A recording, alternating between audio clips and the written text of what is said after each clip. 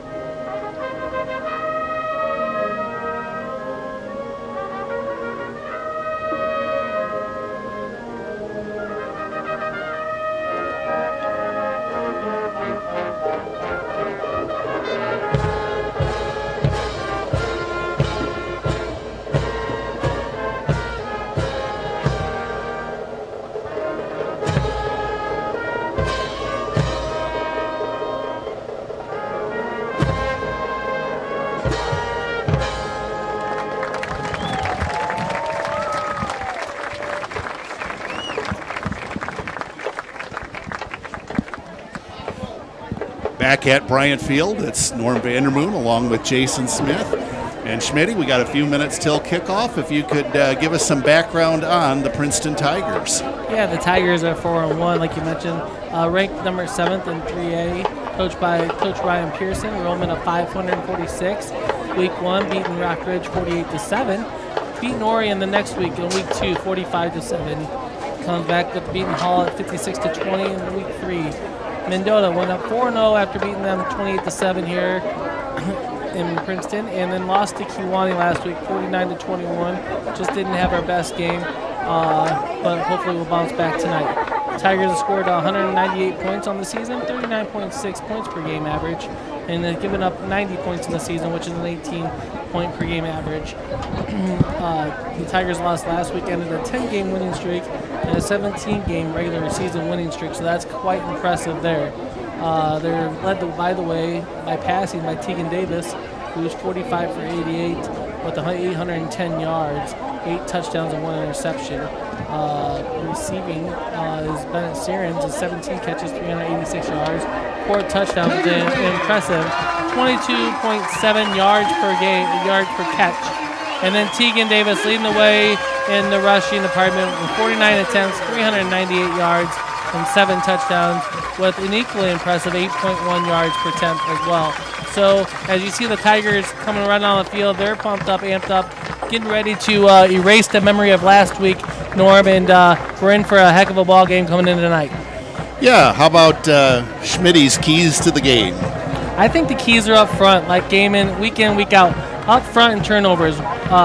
If the Tigers can be physical up front and out manhandle the Sterling Newman Comets and limits their turnovers to 1 or none, I think you'll see the Tigers with a big victory tonight and make a 5-1 a record going into next week. That's for sure. Sterling Newman coming in 3-2. They're rated number 10 in Class 2A. Their enrollment 355. So far this year, they've won every other game. They beat Morrison 34-6. Lost to Rock Ridge 27-14, beat Orion 27-13, lost to St. Bede 13-7, and last week beat Bureau Valley 26-14. The Comets have scored 108 points, that's 21.6 points per game, and defensively they've given up just 73 points, 14.6 points per game. Newman had scoring drives of 15 and 12 plays versus Bureau Valley last week. Running back Hunter Luiando rushed for 88 yards and had 2 touchdowns. Also Ethan Van Landuit and Gabe Padilla also had rushing touchdowns for the Comets. We've got a lot of blue out there tonight, Schmitty, but it's the Comets with the white jerseys. So otherwise, the Tigers in their all blue pants, blue shirts with white numbers, and we're just about set to get this one underway. By the way, there was a conference game last night, and it was Monmouth-Roseville beating Orion 34-28. Orion actually led 28-14 at halftime, and Monmouth-Roseville outscored the Chargers 20-0 in the second half, including scoring the winning touchdown with 24 seconds left. Comets will be kicking off. Jacob Donald approaches the ball, and it's a deep kickoff, and the Tigers reel it in from their 2-yard line. That's Logan Glancy, and Glancy stopped at about the 20-yard line. Good return by Logan. Got out to the 20-yard line. Let's see what the Tigers open up with right away offensively. Set a tone on the up front, the offensive line.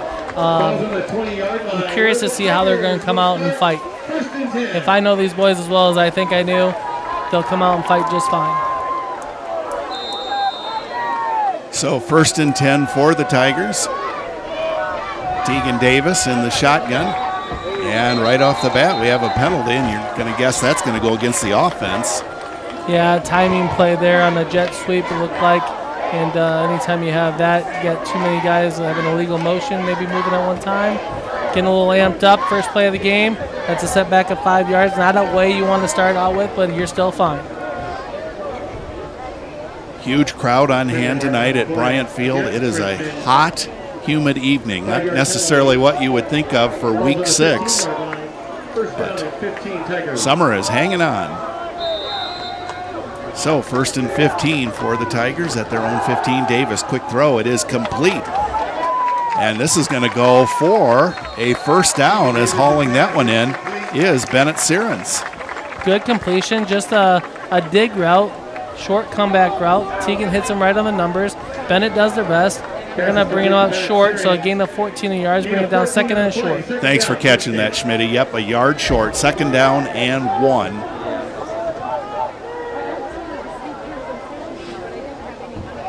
Man in motion, and a penalty is called, and maybe fortuitous, as the ball was fumbled. And I'm guessing the Tigers are going to march back 5 yards, and that's exactly the case.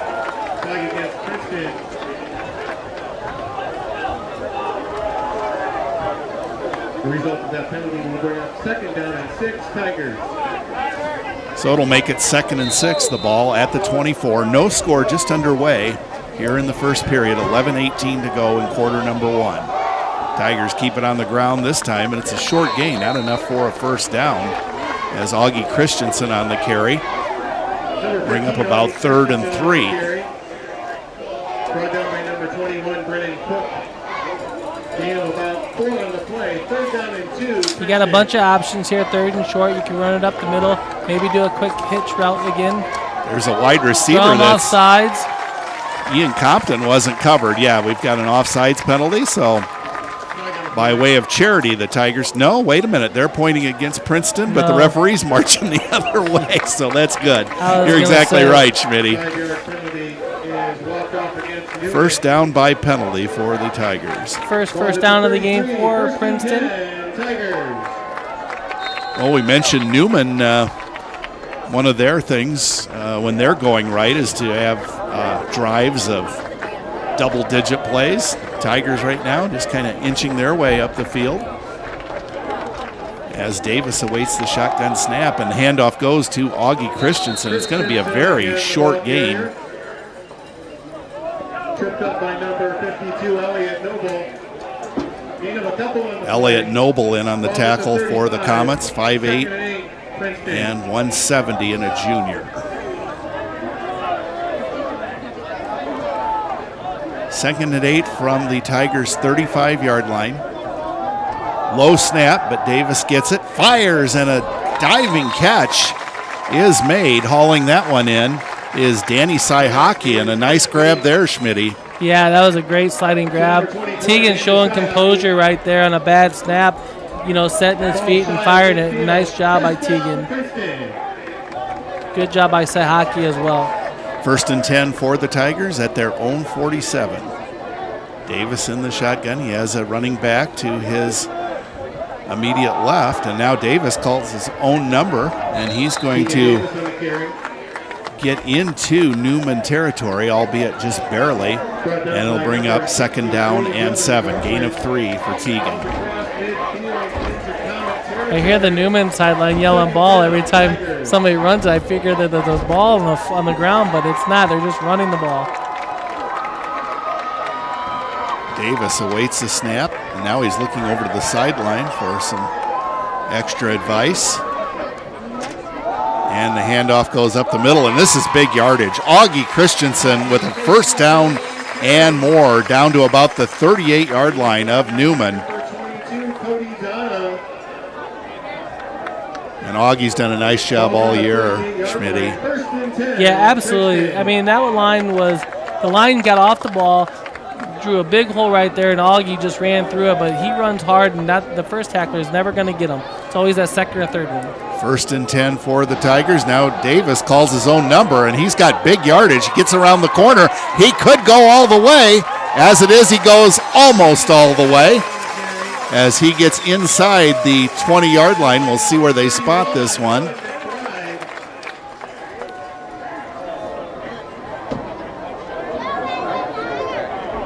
Looks like they're about the 7. So it's a 7-yard 31-yard run. Wow, thank you for that, Schmidt. 31-yard run for Tegan Davis. First and goal from the 7. No score yet, but the Tigers are knocking on touchdown's door. And the handoff goes to Logan Glancy. Dives for the pylon, and he's got it. Logan Glancy from 7 yards out. And the Tigers are on the board. Just how you drew it up, right, Norm? It's nice to have that speed. Number 7, Logan Glancy, goes in for the Tiger touchdown. Really all set up by that long 31-yard run by Tegan Davis off of the power. It was his number all the way. They had a pulling guard from the opposite side coming across, doing a nice job blocking in front of him. And it was just a well-executed play, and Tegan could run for days. Stephen Benavidez, as usual, right on the money. And the Tiger lead is 7-0. Gotta like what you see right there, opening drive from the Tigers. You know, driving at 80 yards, taking off about 3 minutes and, I don't know, 36 seconds off the clock. So that's just quick math there. See that, Norm? I did that. Excellent. But a nice job by the Tigers sustaining a drive, overcoming a couple of penalties, and getting in the end zone. And that's ultimately what you want to do. So 7-0 Tigers. And they think they answered right away how they're going to set the tone tonight. Absolutely, a great start. As far as the Week 6 rankings and some of the area teams that are being mentioned in 7A, Normal Community, I know that's a bit of a drive, but we don't have many real large schools close by. They're 5-0. They're ranked 7th in 7A. In Class 5A, Peoria High is 5th rated at 4-1. Mora 6th rated at 5-0. Metamora 7th rated at 5-0. And Sterling is 8th rated in Class 5A. They're 4-1.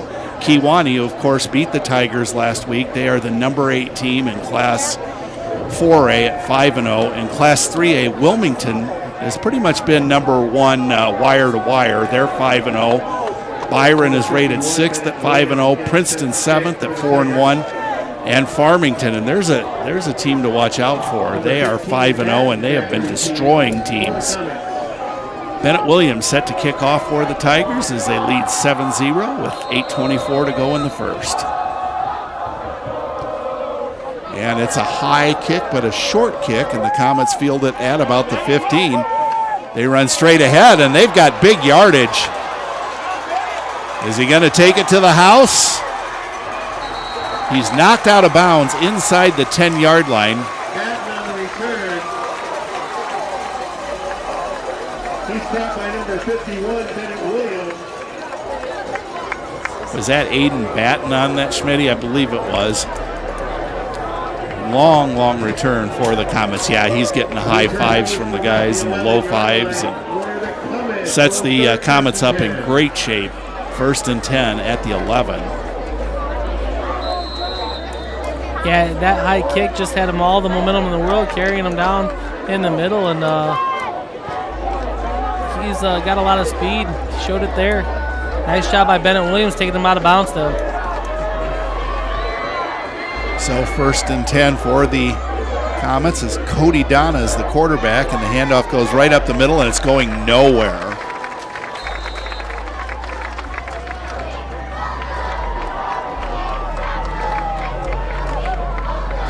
Number 30, Ethan Van Landuit on the carry. He's tackled by number 15, Augie Christensen. Gain of 1 in the play. I needed that. It's hard to read those numbers from over here. Maybe it's because I'm getting older. I don't know. Well, and there's kind of a glare, too. Augie Christensen in on the stop. 2nd down and 9 for the Comets. And as you might suspect, they keep it on the ground. That was Hunter Luiando on the carry. Short gain there. That's what Newman does. Newman's like they run, they attack you. They try to pop that big run, but they're okay with 3 yards in the cloud of dust. They're okay with that. They have been for years and went a long ways doing it. Justin Vicarious on the tackle. 3rd down and 6 from the 8-yard line. Tigers lead 7-0. That's why I think it's important for the Tigers to keep patient.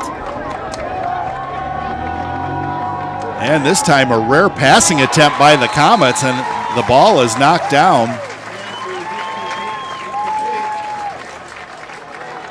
Looks like it was batted down by Bennett Williams there to bat it down, showing his athleticism there. So Bennett not only making the touchdown saving tackle, making a big play right there and making his presence known early and often as he batted down that pass. Yeah, big defensive play, and Jacob Donald is in for a field goal attempt. Looks like about 25 yards, I would say.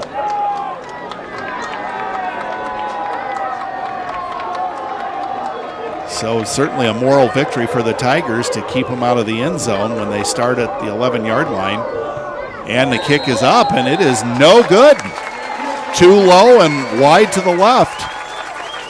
Big momentum break for the Tigers as they made a stop after Batten going 70-plus yards there on the kickoff return. The Tigers defense holds on, and let's see what the offense can do. That's a big momentum breaker for the Newman Comets. They had a lot of momentum, and the Tigers sniffed it out, and now we're going the other way, Norm. Love it. Absolutely. And, I bet there's other teams, 4th down and 6th, that they may have went for it, but they respect this Tiger defense. They were not going to try that. 6:51 to go, first period. Tigers have the ball, and they lead 7-0. Davis in the shotgun, a man in motion, and Teagan to throw, and the pass is complete. That is Augie Christensen getting a nice gain on that first down play. Not enough for a first down, but it'll bring up 2nd and about 3. Yeah, that was just a flare out, little, wasn't even really a screen, I guess you would call it, but a little flare out. And Augie catches in stride, gets a nice 3-yard gain. Had those 2 wide receivers kind of run in front of him to drag the defenders away, and Augie was wide open. Now the handoff goes right up the middle. It's Augie Christensen fighting hard. He's got the first down.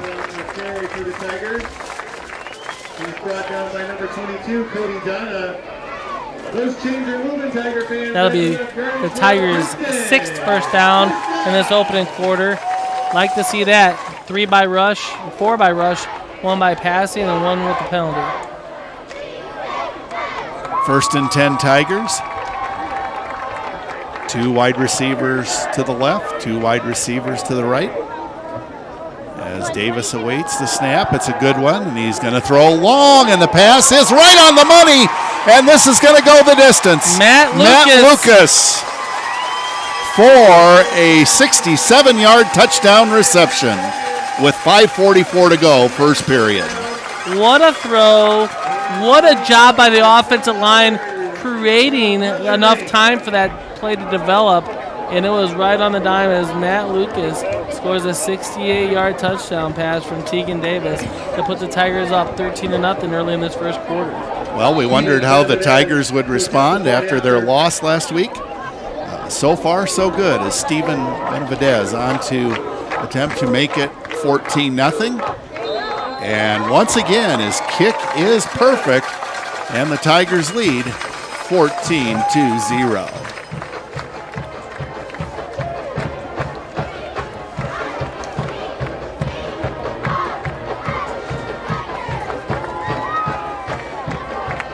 Aside from our game tonight with a pair of 4-1 teams, Newman at Princeton, other action includes St. Bede 4-1 at Bureau Valley 2-3. It's Hall's homecoming. They're 1-4, and they host the undefeated Kewanee Boilermakers 5-0. 0-5 Sherrard at 4-1 Mendota. 0-5 Riverdale at 3-2 Erie Prophetstown. We mentioned last night that it was Monmouth Roseville 34, Orion 28. In 8-man football, Amboy Lamoille 2-3 at Kirkland Hiawatha 3-2. Woodstock North 0-5 at LaSalle Peru. It's the Cavaliers' homecoming. Stark County 1-4 at Roval 1-4. And we'll give you some more games a bit later on as Bennett Williams is set to kick off. Let's see if the coverage for the Tigers is a little bit better than the first one. Well, the first kickoff was high and short. Let's see how they go this time. They're going to keep it on the ground. And that's going to work out relatively well as the Comets do field it. And they get good field position, the 35, but that's a lot better than the Tigers' 11. Absolutely. That was impressive by the Newman to field the ball as cleanly as he did. Yes. Those are tough to field, the squib kicks. Where the Comets will start 1st and 10. So the Comets, they desperately need to answer these scores by Princeton, or they could really have an uphill battle. And remember, Newman, they pretty much live by the run. Donna waits the snap, and the handoff goes up the middle, and little or no gain on that one. Bennett Williams, Logan Glancy, Drew Harp, a host of Tigers there. Nolan Britt pretty well stopped for no gain on that one. 2nd and 10 for the Comets at their own 36. Princeton leading 14-0 with 5:11 to go, first quarter. Ball remains at the 36-yard line, 2nd down, Newman. A little different formation this time for the Comets. Let's see if that signals that they're going to go to the air. And right now we have a penalty flag, and I'm guessing this is against the Comets. I think the Tigers lined up offsides. Flag goes against the Tigers. Oh, boy. That's the 3rd penalty for the Tigers for 15 yards total, but I think what happened was our cornerback maybe got up to the line of scrimmage too far, didn't check with the ref, because you can check with them as long as, like the wide receivers do on offense, you can check with them to the side, and didn't check with them, and I think he committed offsides. All right, so good explanation, Schmitty. 2nd down and 5 for the Newman Comets. I formation backfield. And the handoff goes to the 2nd man through, and he's going to have a 1st down out near the 48-yard line. That was Ethan Van Landuit on the carry. Tackle made by might be a horse collar there. The flag on the field. Nope, holding. Holding hey, against we got the one. Comets. All right. So the team's trading penalties, but Newman's is of the more severe variety.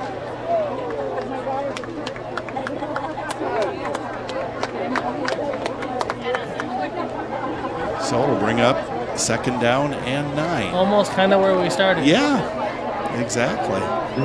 So those 2 plays weren't really necessary, were they? 36-yard line. 2nd down and 9. Newman. Boy, oh boy, it's a beautiful scene, isn't it, Schmitty? A big crowd here tonight. 2 state-ranked teams. What more could you want? Yeah, it's a fun atmosphere to be around, that's for sure. So the Comets, 2nd and 9 from their own 36. I formation backfield once again. And this time Donna back to throw. Throws over the middle, and it's nearly intercepted. Tegan Davis read it clear, almost came over and just made a very athletic play right there. Almost came up with a pick, but he read the quarterback's eyes, saw right where he was going with it, and did as a safety do. He was a ball hawk and just couldn't come up with it. Looking at the box score last week with Newman and Bureau Valley, I think approximately right here, I think Newman threw 4 passes the whole game. That's just not their thing. So we'll see what they do on 3rd and 9 from the 36. Donna back to throw. And now he's under heavy pressure. He lets it go, and it is intercepted. It is intercepted by Danny Sai-Hockey.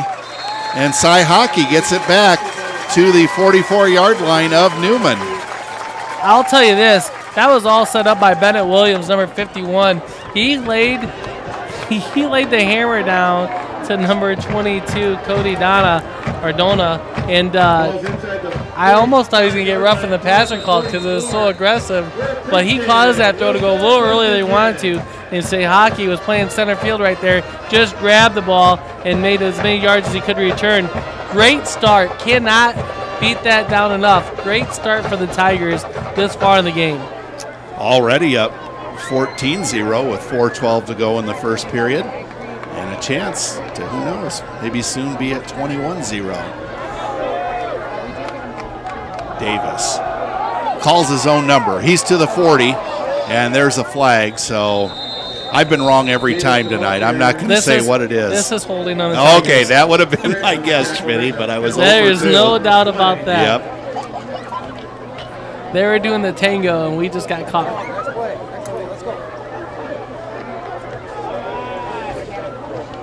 So a 10-yard penalty will take it back into Princeton territory at about their 48-yard line, where it will be first down and roughly 17 yards to go. 4:04 to go, first period. Princeton leading 14-0. Davis, a quick pass, and it is complete, caught by Bennett Sirens. And Sirens still on his feet. Gets it to a more manageable second down and 9. Yeah, we'll give him 8 on the play on that.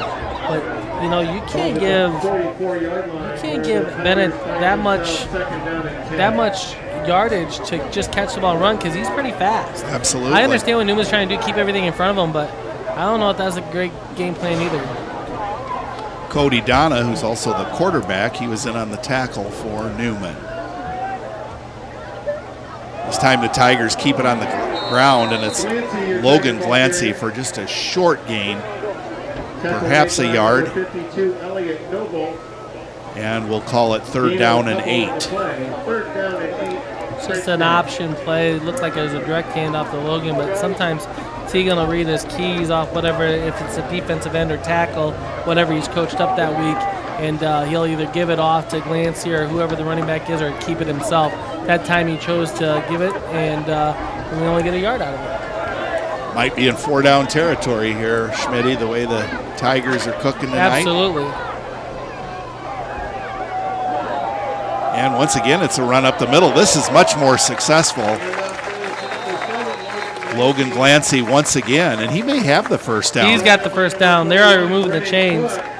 That's a 9-yard gain for young Logan Glancy, and I'm telling you, this line has really answered the challenge. I think they probably were challenged all week.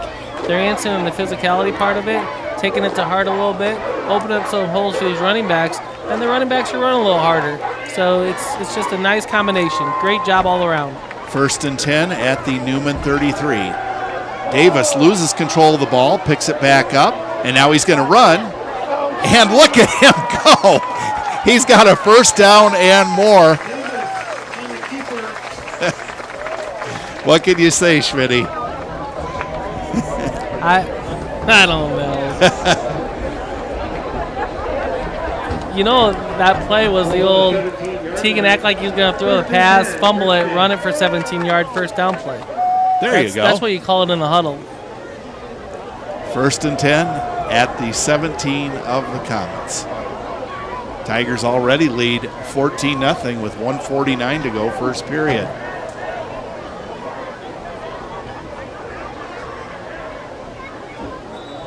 And we have a penalty flag right off the bat.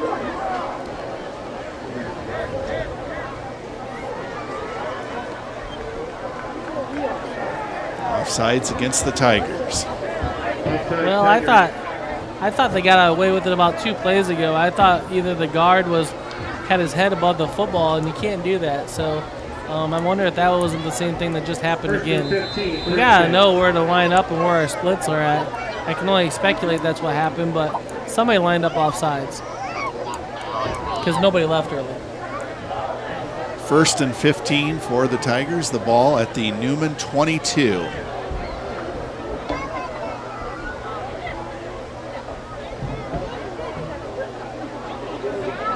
Tigers taking their time. Back judge is giving the count. They got to watch out for that delay of game. And the handoff goes to Augie Christensen, and good yardage for Augie. It's going to be third down and about 8 to go.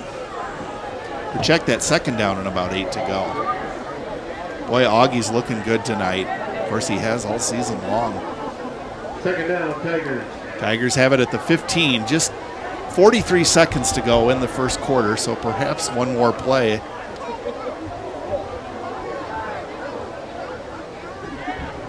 Davis back to throw, and it is complete, or is it? No, they're going to rule it incomplete. Cy Hockey saved an interception there, I think. He did indeed. It looked like number 21 for the Comets, Brennan Cook, had the ball in his hands, and Cy Hockey just ripped the ball out of his hands. He was playing a little offense-defense there. Nice job by that young man. Teagan's got to learn. He's got to throw it on the numbers, or else these guys are ball hawking as well. 3rd down and 7. I will say it's his first incompletion tonight, so I'll give him a little break. And it's Augie Christensen up the middle. Look at him go. And Augie, is he in?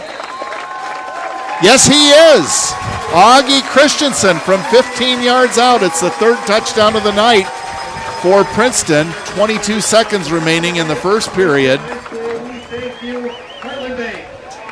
Augie hit that hole. There was a huge hole created by that offensive line. Augie hit it, busted it out to the left, out to his left, scampered in for a 15-yard touchdown.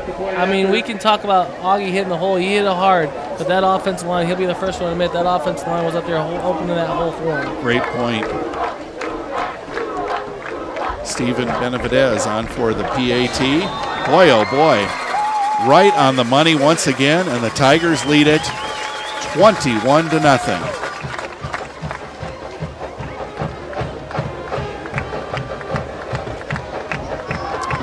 Well, we don't have access to how many plays have been run or time of possession, but it has to be an overwhelming advantage for Princeton.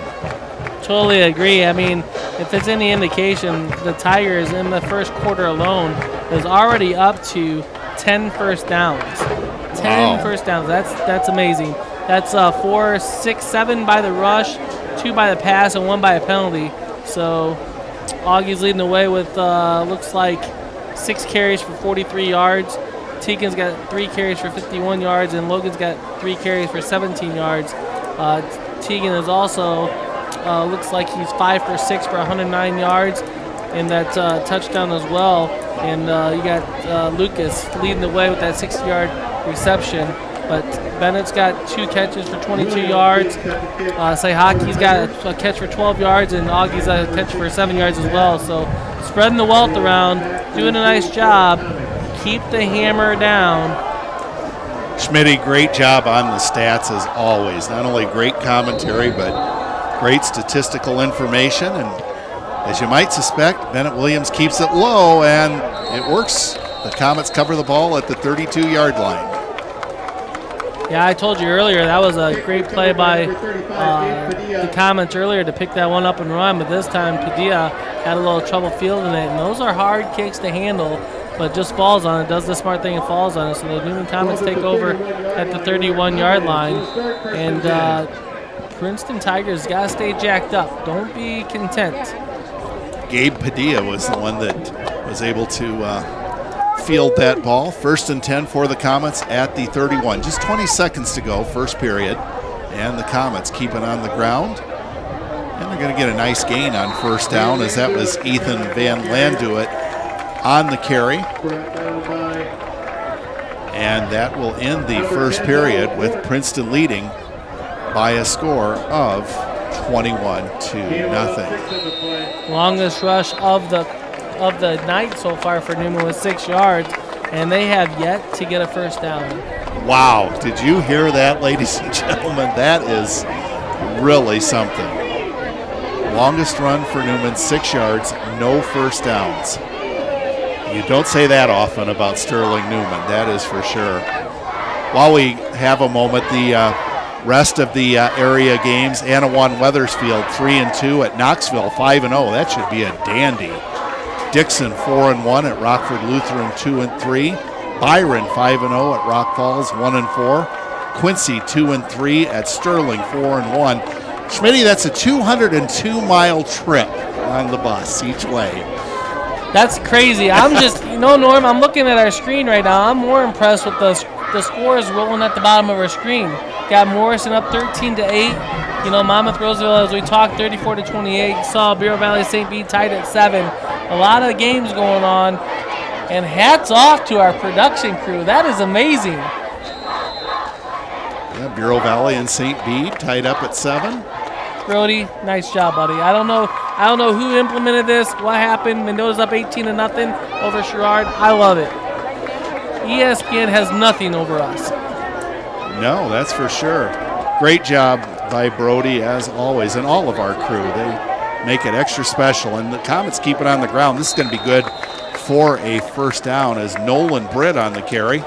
So the first down streak is over, but still, to have it not happen until the second period, that's pretty awesome. Like I said, the Tigers have got to adjust to what Newman's adjusting to. So Newman sees what Tigers are doing defensively, probably adjusted some blocking schemes on the fly. So now the Tigers got to readjust to Newman's adjustment and see what happens here. 1st and 10 for the Comets as they're in that wishbone formation.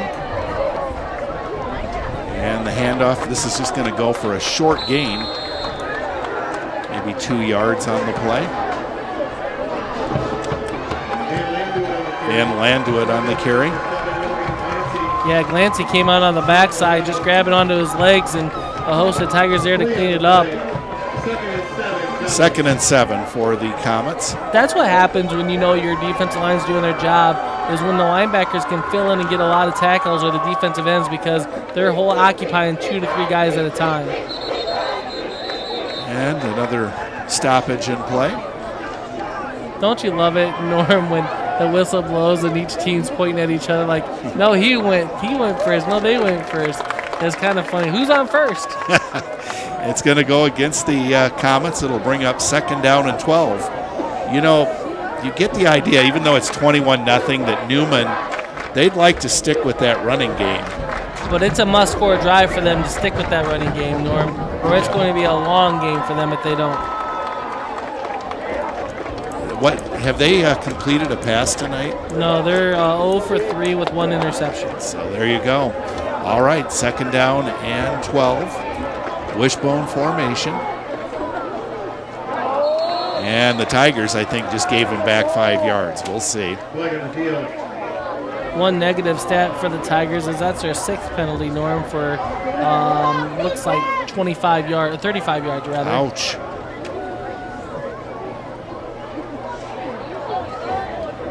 And to be clear, we're not complaining about the officiating. I mean, what they're calling is what's going on. Hey, if it's any inclination on the first quarter, when Newman only ran 7 plays in the first quarter. Now the Comets back to the ground, and it's going to be short of a first down. On the carry is Nolan Britt once again. Nolan Britt. 3rd down and about 3 for a first down as the Comets are into Tiger territory at the 48-yard line. 10:03 to go before halftime. Princeton 21, Newman 0. Harp there with the tackle. Lions got to get a better surge right now. Newman's controlling the line of scrimmage right now, blowing the Tigers back a little bit. Tigers got to regain that line of scrimmage. Control it. From the Tiger 48, it's a pitch play. It goes wide, and it's going to be good for a first down. Van Landuit on the carry. Tackle made by number 3, Ian Compton, along with number 60, Ian Morris. So this is what Newman football is about, folks. They try to wear you out, run after run after run, and maybe pop that tight end pass if they can. But normally it's just up the middle, maybe a rollout pitch here, a rollout pitch there. But it's a 3 yards in a cloud of dust offense. It's been effective for him for years. But the key is to stop them to no gain or behind the line of scrimmage to put them in situations they don't want to be in. And this time they get a good gain on first down as they get close to the Tiger 35-yard line. Brennan Cook on that run. As the Comets doing a good job getting a lot of people involved in the offense. It will be 2nd and 4. And just as I said that, the Newman line did a nice job of opening up that hole on the right side. Again, just fill your gap responsibilities. Let the linebackers run that alley.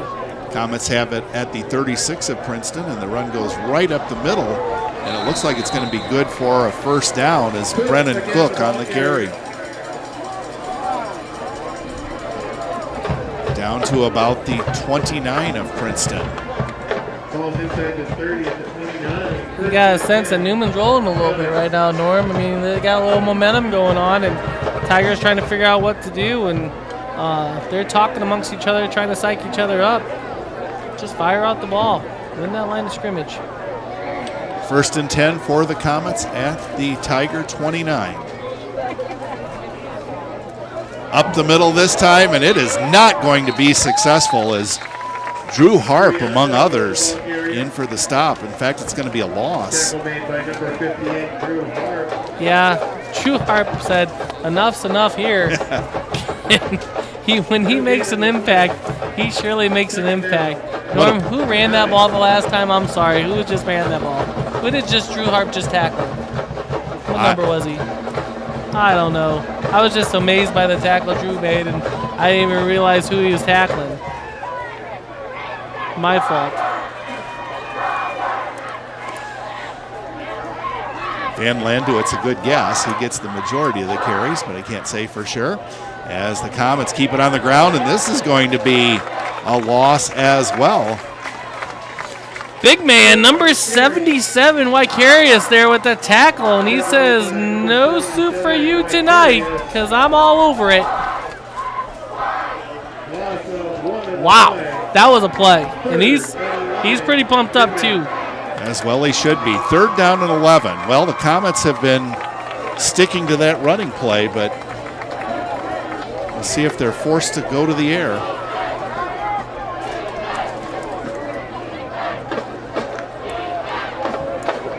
A little bit of a breeze blowing now. It's more comfortable than it was at the start of the game. And Donna back to throw. He has good protection. Fires over the middle. And the pass is complete.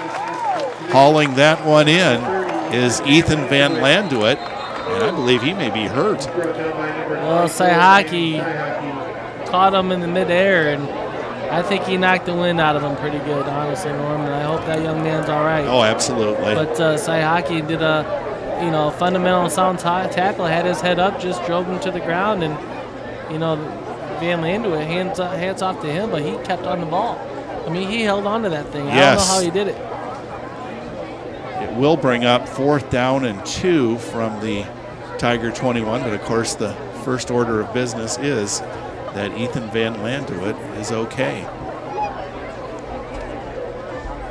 That'll be Dona's first completed pass of the night, but it might be a costly one. Hopefully you just get the wind knocked out of him.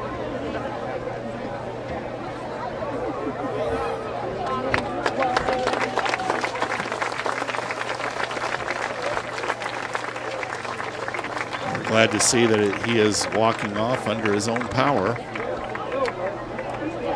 He's pointing at his midsection where he got a hit. I think looks like he should be all right. 4th down and 2 to go for the Tigers. Big play both ways. Really is. 21-0. Princeton leading. Comets trying to mount a scoring drive. Watch the football. They're going to try to draw you off sides. Watch the football here. Wishbone formation.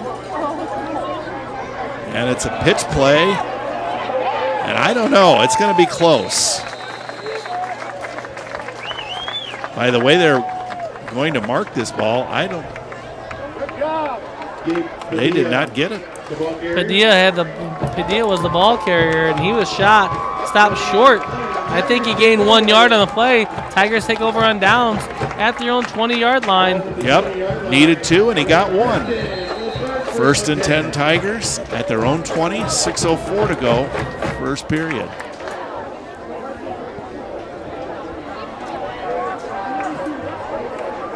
Tigers home next week for homecoming as they entertain the Bureau Valley Storm.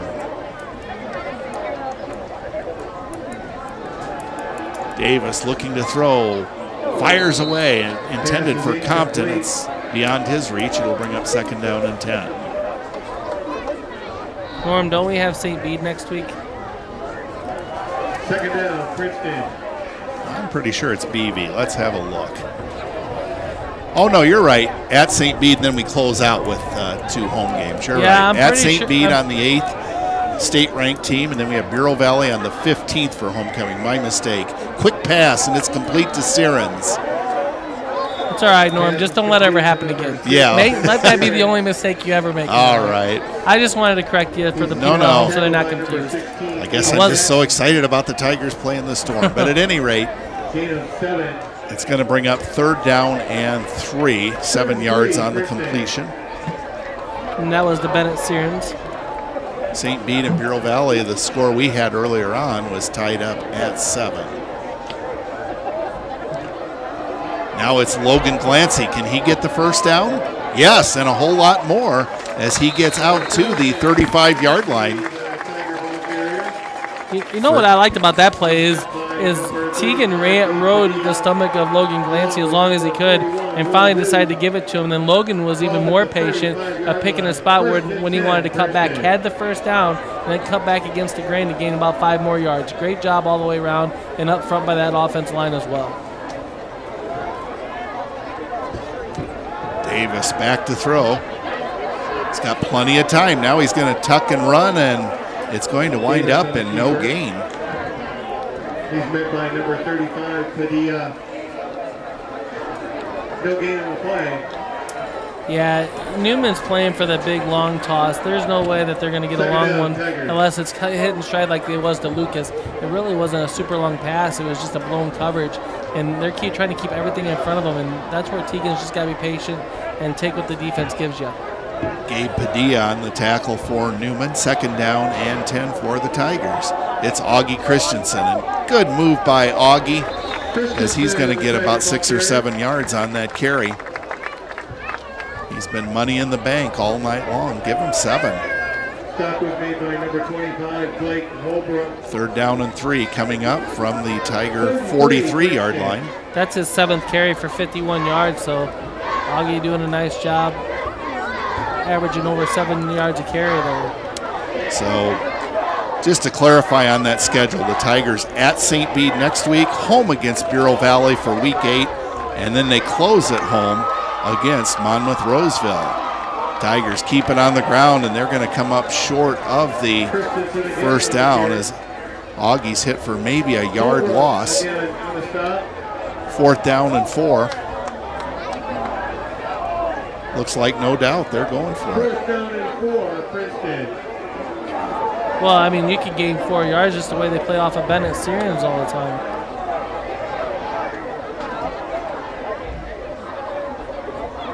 Teagan Davis looks over to the sideline. Are we going to have a timeout here? Yes, we are. That is indeed the case, and not a bad time for it either, Schmitty. No, absolutely. I think, Coach Pearson was actually setting up a formation to see how Newman lined up against it, and I'd like to see him go back to that formation and have a play call out of it, knowing where the defense was lined up at. So I think he's going to set up a good play. Maybe he punts the ball, but I doubt it the way the Tigers are playing. They're clicking on all cylinders right now, and I'd see him go for being aggressive here. Up 21-0. Yeah, and I noticed the same thing you did. Now, whether or not it'll be that way after the timeout, but they have been giving Bennett Sirens some cushion there at the line of scrimmage. We'll see if that continues.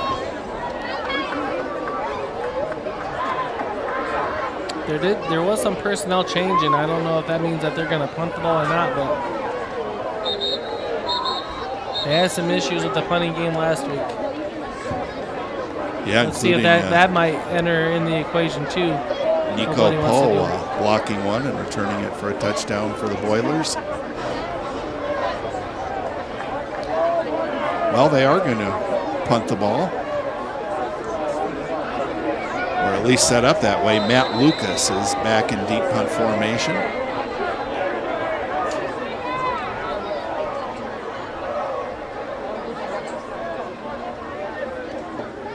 Good snap, and Lucas with a strong kick. There's the return by the Comets. And carrying the ball for Newman was Aiden Batten. So they did a good job of containing him that time, Schmitty. Yeah, absolutely. I know Aiden pretty well. He's a pretty good little athlete, and He's pretty shifty. Ball will be spotted at Solid basketball player. Okay, that's what I was just going to ask.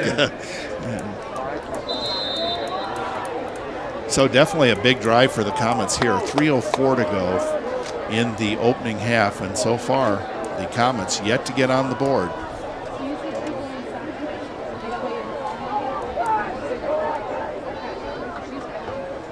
Out of the wishbone. Quick hitter, and this is going to be good for about 3 yards or so.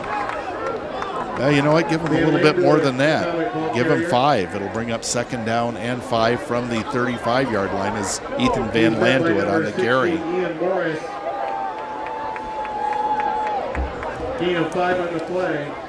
Yeah, 2:40 to go in this first half, and I don't know if the Comets are going to be able to score. They don't have no big distance strikes. They do have all 3 timeouts remaining, but I'm with you, Schmitty. You're not going to get their 3 yards a pop, and that's about what they got there as Van Landuit carries once again. Brought down by number 6, Bennett Searins. Give him 4. It'll be third down and 1 as the clock is down to 2:15 and counting, first period. One thing I like the Tigers to do is tackle a little bit lower and a little bit better, because right now they're just tackling so high, the momentum's going forward, and the Comets just takes the Tigers for another 2-3 yards at a time. Tackle them low and try to stop them on impact. Big play here. And the Comets are going to have the first down as they get out to about the 48-yard line. Brennan Cook on the carry.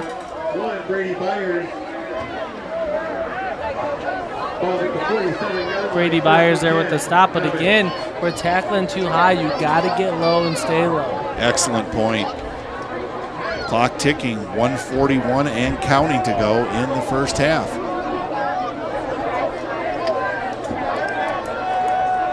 This time the Comets look like they might be in a passing formation. Low snap.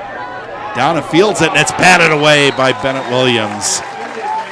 Bennett there again. He's having a heck of a game. I think this might be his, I mean, correct me if I'm wrong, but I don't remember seeing him on the defensive end the first 5 games. Is this his first defensive action as far as significant action goes? It seems to me that way too, Schmitty, and he's doing a great job.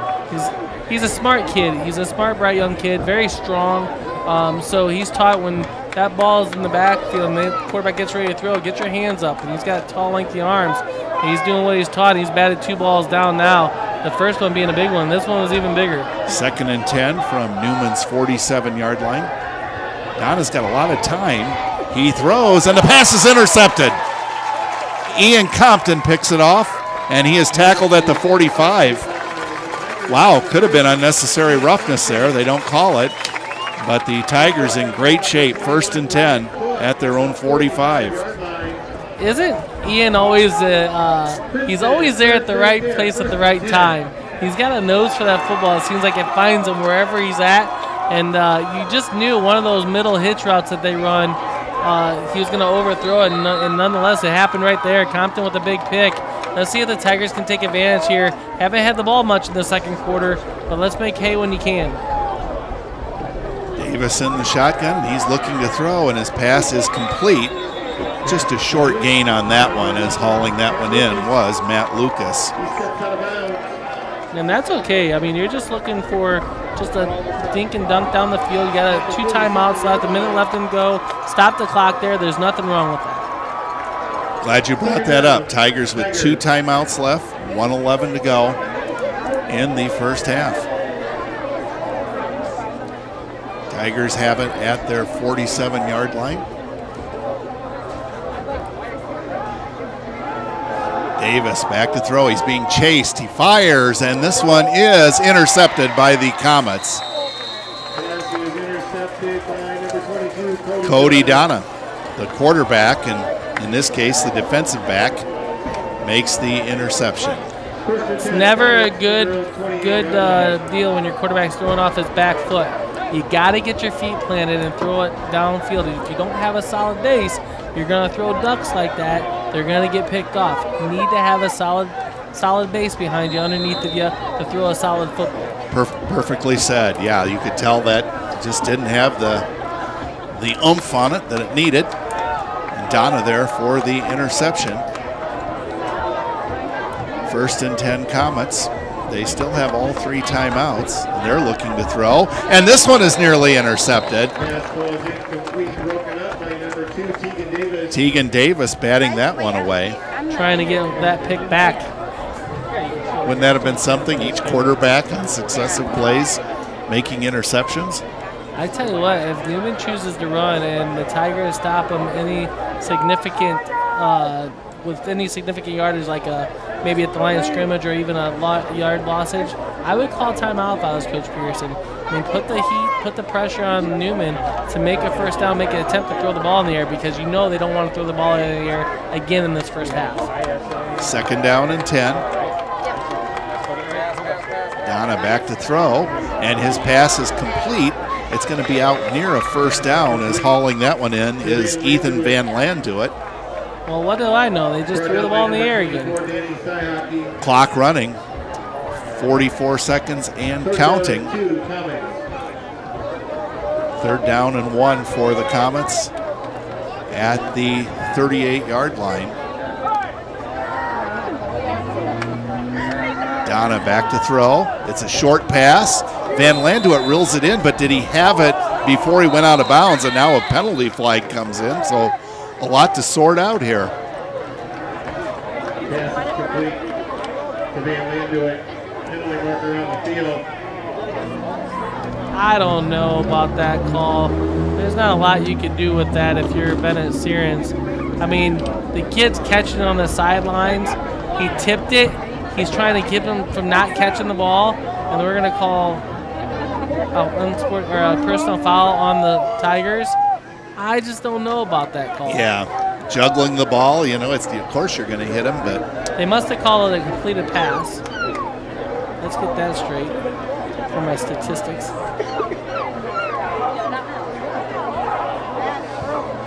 So they'll mark off 15 against the Tigers.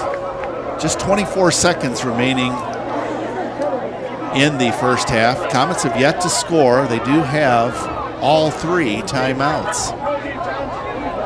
And I must say, Schmitty, I don't know about you, but with the Newman bench players standing right next to that sideline, it was kind of hard to get a good view of just what did happen on that sideline.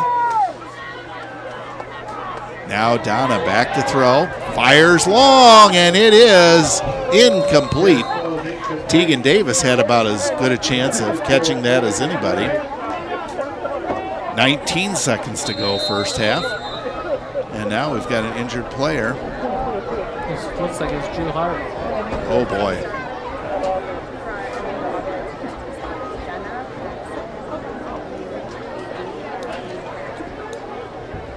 Didn't Drew get hurt against Kewanee too?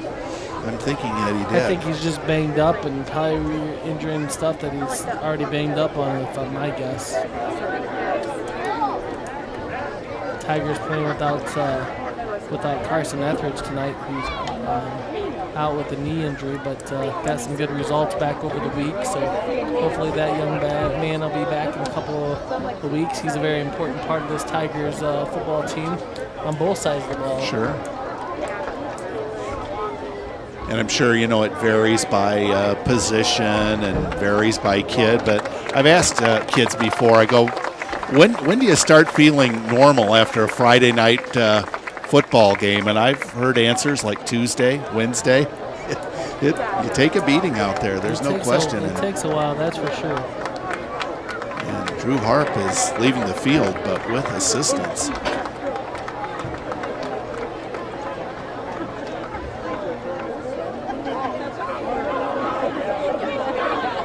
Tell if it's an ankle or a knee.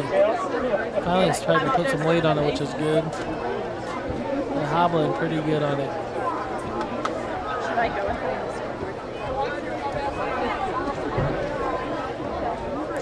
"19 seconds to go, first half, 21-0 Princeton. Newman in Tiger territory at the Tiger 40-yard line. As Drew Harp making it near the sideline and requiring the assistance of 2 men.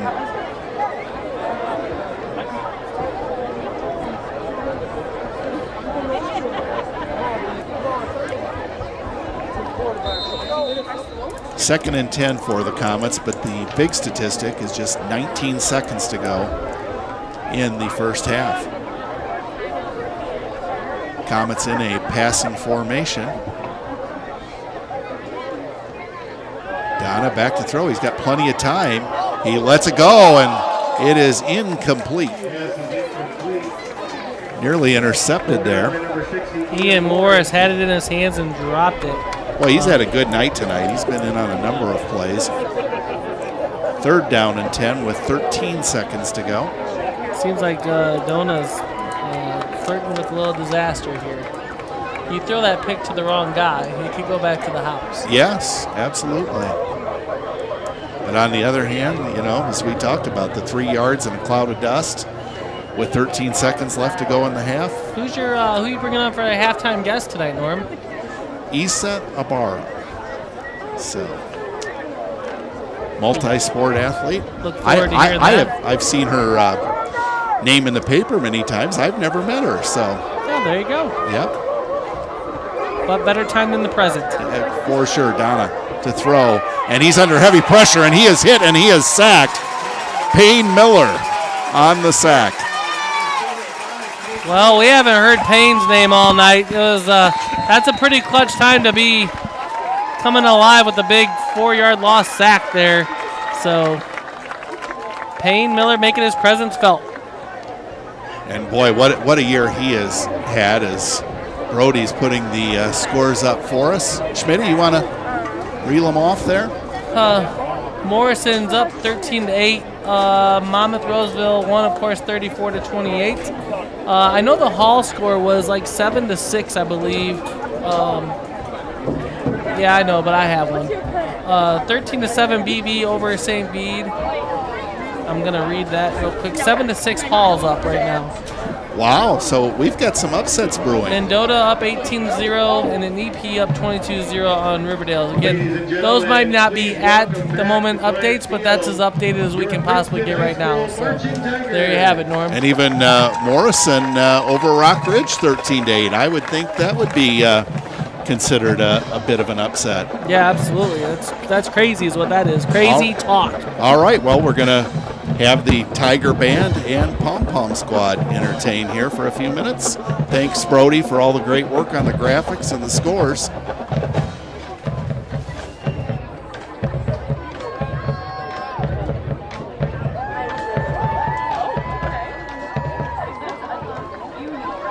Tonight's drill is a callback to one of the great Western movies of all time. The score was written in 1960 by legendary composer Elmer Bernstein and instantly climbed the charts. If you think you've never heard it, we guarantee that you're wrong. This is the Magnificent Seven.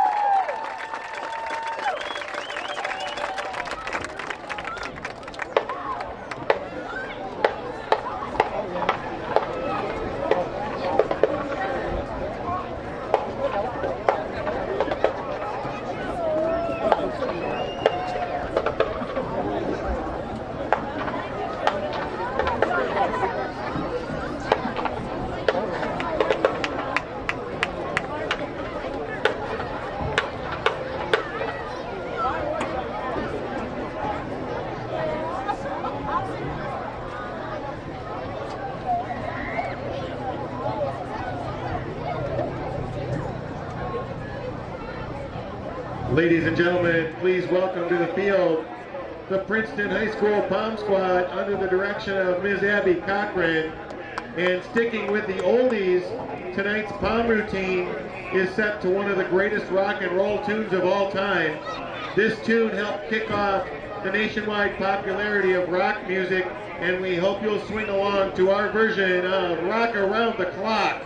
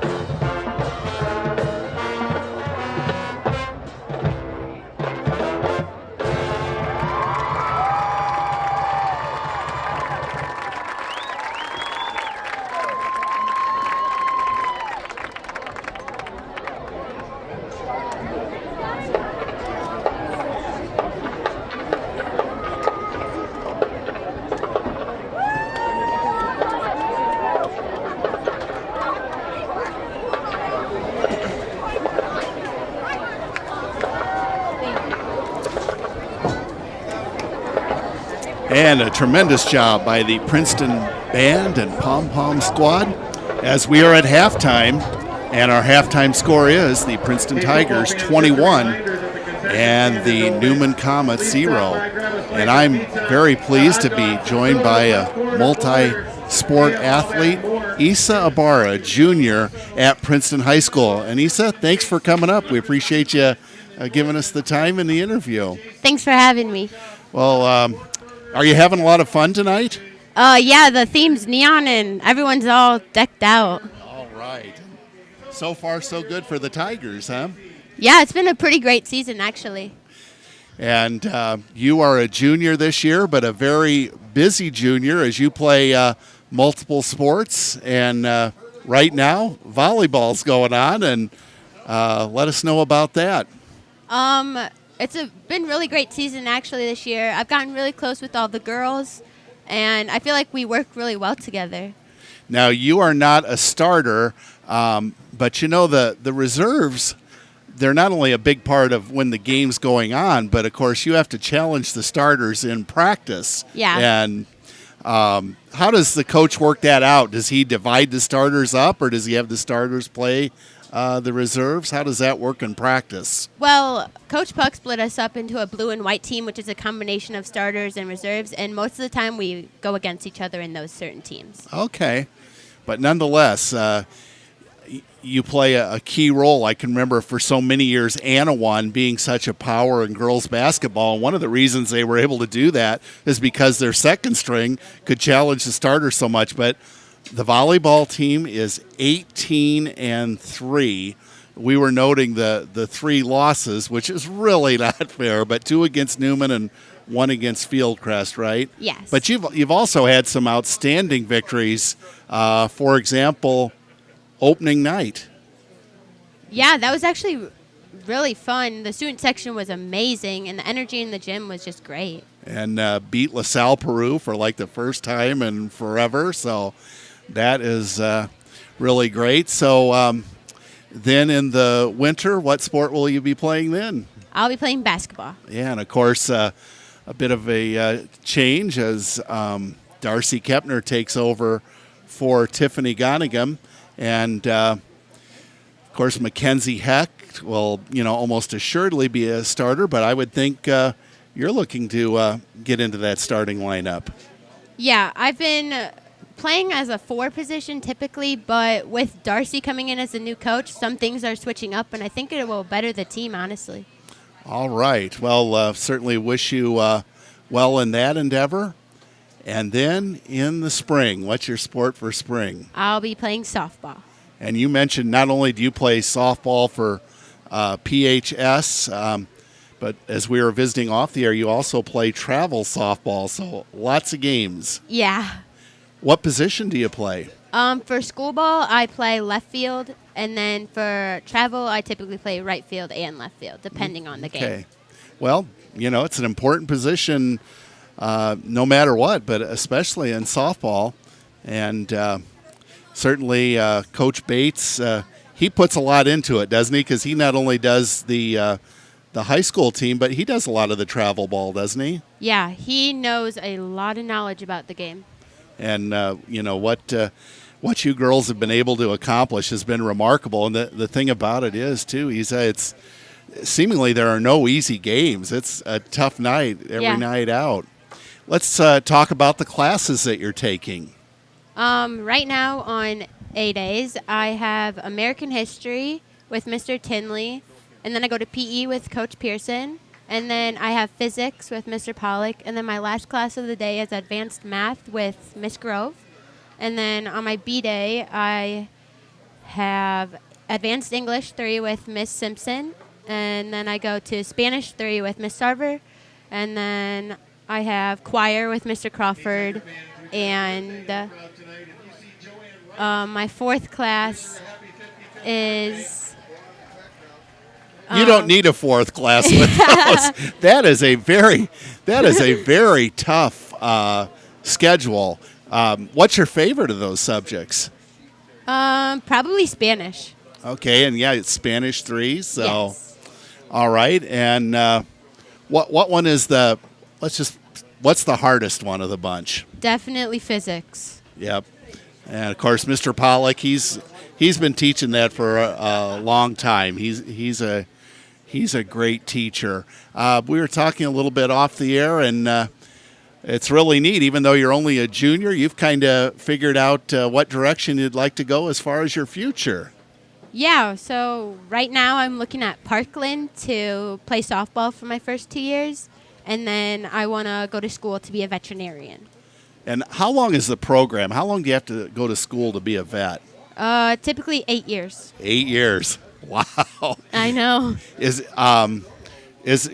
there kind of a forerunner to this? I mean, when you were a little kid, did you just adore animals? And I've always had a thing for animals, and like my path would change, but I would always come back to being a veterinarian. Yeah. You know what fascinated me? I'm a little bit off the subject here, but remember Wally the Wallaroo? Yeah. Over in Peru. Wasn't that cool? And the Pistol Shrimp, the baseball team over in Peru. Over in Peru, yeah. For one night, they were actually the Peru Wallaroos. I tried to convince the owner to go to that name permanently, but I must admit, Pistol Shrimp kind of grew on me. So, what's when you think about highlights of your high school experience, anything come to mind? Definitely the football games. This year, I've gone to all of the home games, and I've gone to all of the away games. Wow, so that's great, and that's what you want to do. It's the quickest 4 years of your life. I know. Tell me about it. And here I've got you up here for this interview, but how much fun is it to hang with your friends in the stands? Oh, it's amazing. The student section is crazy. All right. Well, Issa, I know we're going to not only have football on Tiger Central Live, but we're going to have boys basketball and girls basketball. So hopefully we'll have you up to talk about a game. Anybody you want to say hi to? I know my parents are listening, and I think my grandpa's listening too. All right. So Definitely a big hi to both of them.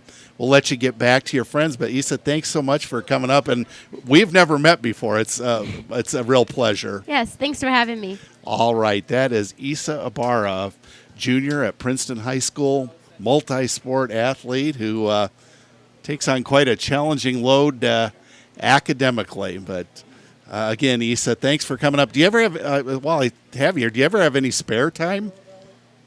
Yeah, more than you would think, actually. Are you the type that, well, I'm putting you on the spot, but I will just tell you this. My sister could walk by a classroom and get an A. I did pretty good in school, but I was what you'd call a mutter. I went home with a stack of books, about a foot high, and I had to really work at it. But I have a hunch you're closer to the former than like me, but that's totally cool. Well, listen, keep cheering on the Tigers. You're doing a great job. We still got business to take care of. Yeah. We were talking about Monmouth, Roseville, and Orion. Monmouth, Roseville trailed Orion 28-14, but came back and won. So we still got to hold those Comets down. Yeah. All right. Well, we've got about 3 minutes till first half action. I'm going to bring Schmitty back on and get the halftime stats on. But Issa, thank you so much. Thanks for having me. All right. So just under 3 minutes to go before we get things going, and we'll get Schmitty on for the halftime stats. Brody's got the scores rolling. Morrison over Rockridge 13-8. We mentioned that Monmouth Roseville beat Orion 34-28. Kewanee and Hall. Wow. Hall's up 14-12. And Schmitty, whenever you're ready with some halftime stats, go right ahead. Bear with me a little bit, Norm. I'm going to do it on the fly. All right, while you're doing that, we see Mendota shutting out Sherrard 32-0. No surprise there. Erie Prophetstown over Riverdale 29-0. Another game going as expected. Morrison over Rockridge 13-8. A bit of an upset there.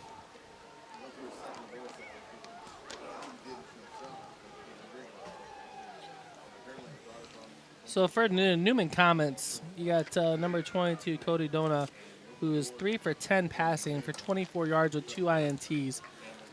That might be a passing rating of like a 22.7 in the QBR world in the NFL. Rushing, leading the way for the Comets is Van Landuit, who's got 6 carries for 23 yards. And then you got a couple others that has 6, 13, and 9, respectively. Comets only having 4 first downs, really, in the whole game. Seems kind of odd, but it's true, Norm. So Tegan Davis leading the way for the Tigers. He is 7 for 10 for 119 yards and with a touchdown throw and an interception. Augie Christensen leading the way, rushing for the Tigers, who has 50 yards. He also has a touchdown run. Glancy, 26 yards and a touchdown. And Davis has 51 yards. Lucas leading the way with 71 yards in the air receiving-wise. And Syrians, 3 catches for 29 yards to highlight it. Scoring drives as follow, 8 minutes, 24 seconds in the first quarter. Glancy with a 7-yard run. Benavidez with a kick good, 7-0. Tigers. 5:44 to go in the first quarter. Tegan Davis throws a strike to Matthew Lucas for a 68-yard pass, and that kick by Benavidez is good.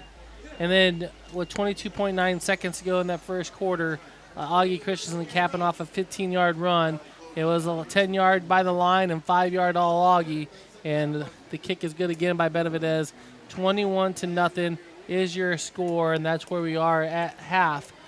And, Norm, we need to have some more points on the board. Yeah, and, I was talking with Issa at halftime. We heard about how the Monmouth-Roseville Orion game totally turned around in the second half, and the Tigers, they got to finish this one off. There's no doubt. You know how we talked about with the 0 first downs for the Comets, right, in the first quarter? Well, the the Tigers only had 1 first down that whole second quarter. Wow. So, I mean, Newman doing a nice job defensively. It's always a case of who can make adjustments at halftime. And I'm interested to see what both sides of the ball for the Tigers and the Comets do against each other. It's going to be quite entertaining and a pretty good second half coming up. Jason Smith with great statistics as always, great commentary. And the Comets field the bouncing kick, and they're going to get it out to about the 30-yard line. Brennan Cook on the return. Cy Hockey on the tackle, and number 10 Noah Laporte there with the tackle. Well, as we were looking at those scores earlier, how about Hall beating, or at least having the lead, not a final by any means, but Hall beating Kewanee in their homecoming game. Partial score, it was 14-12.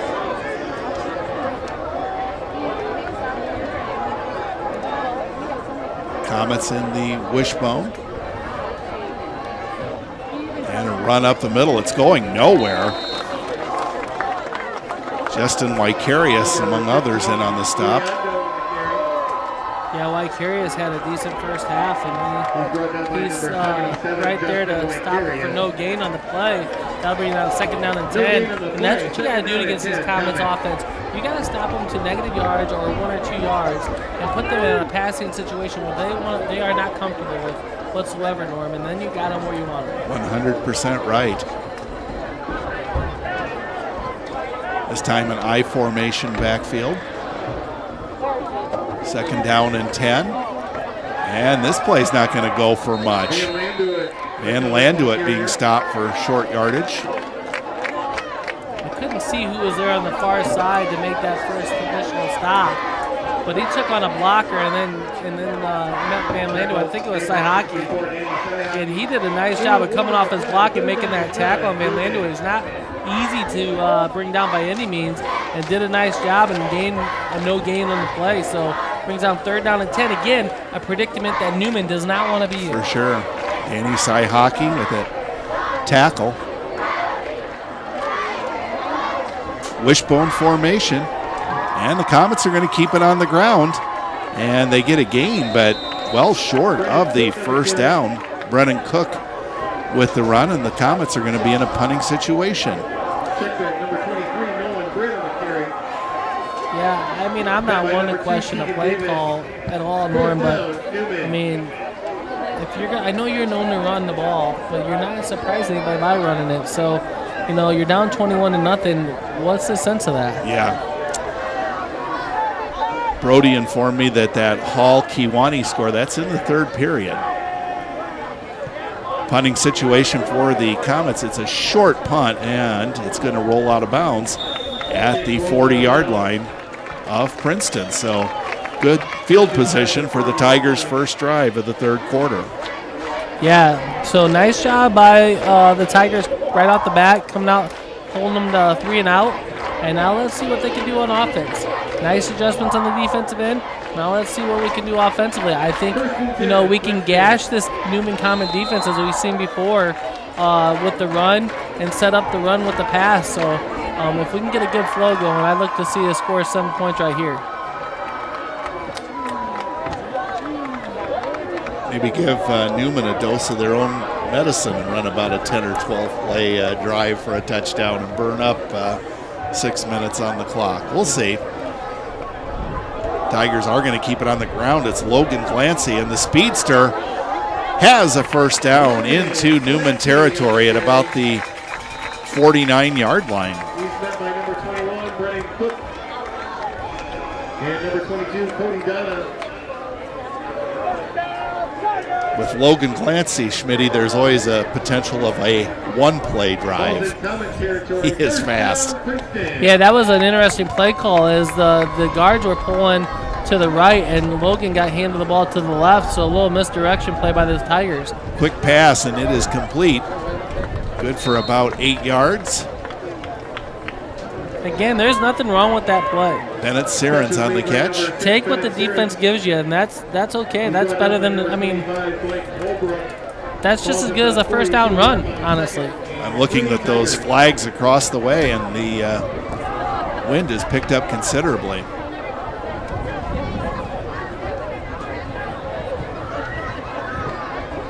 Tegan Davis, handoff up the middle, and this time Glancy is hit for a loss.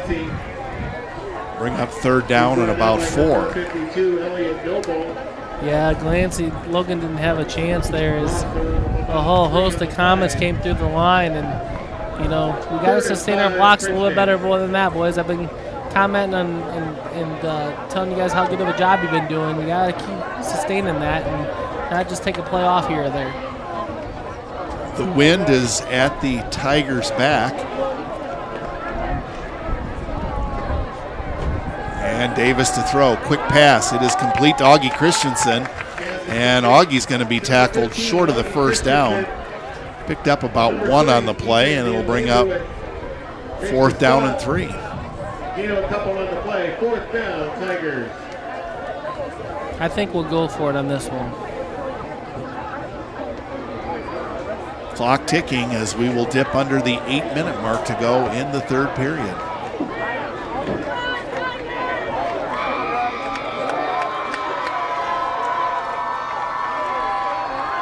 Davis rolls out.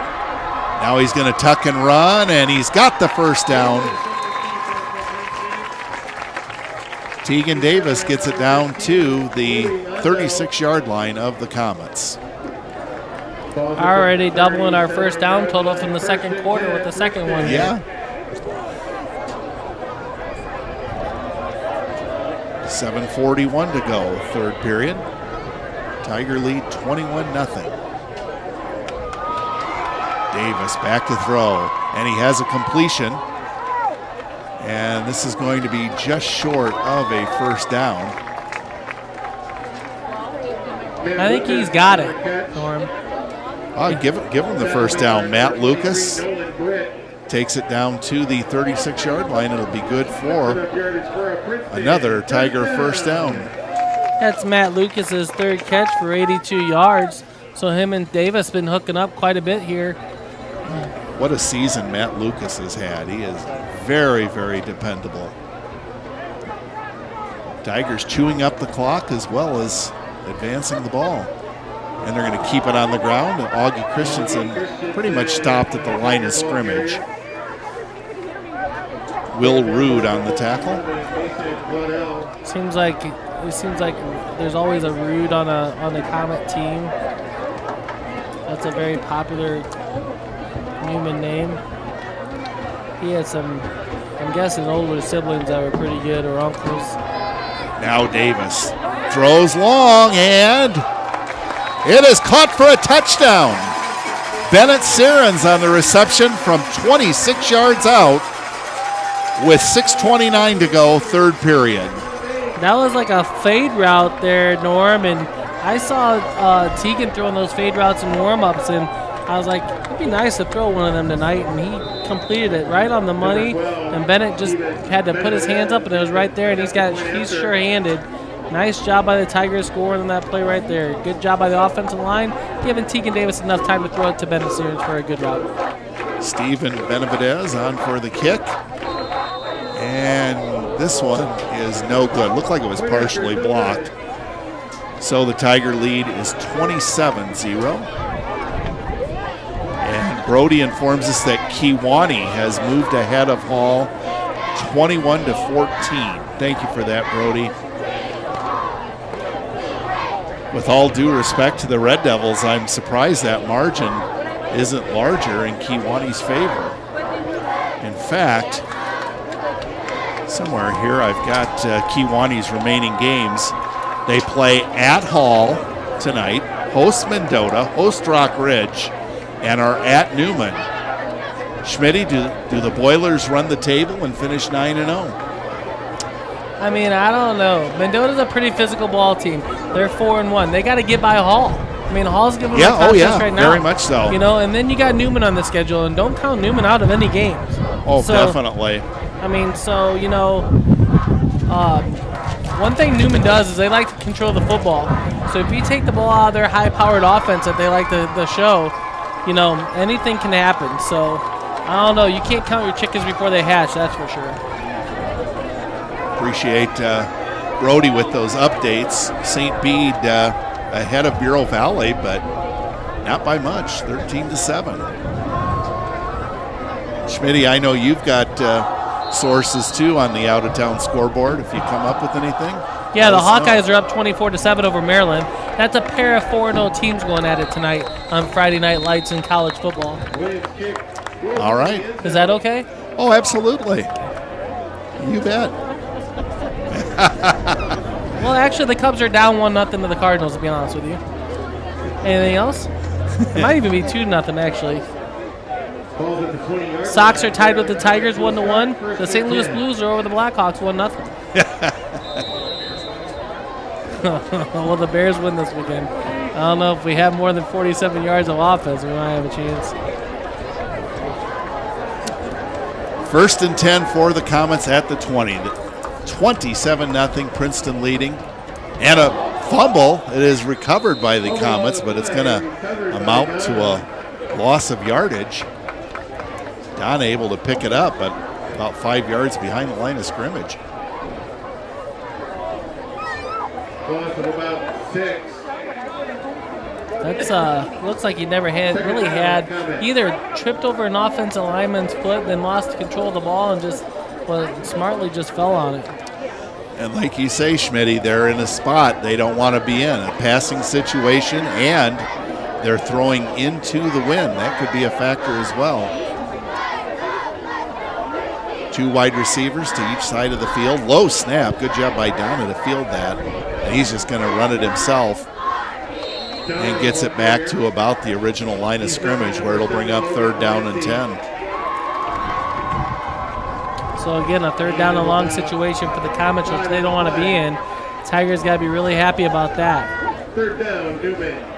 I do have one thing. The St. BBs looked like BB had a chance to score at the end of the half, was down to the 5-yard line and couldn't punch it in. Wow. So they are giving the state-ranked Bruins all they can handle.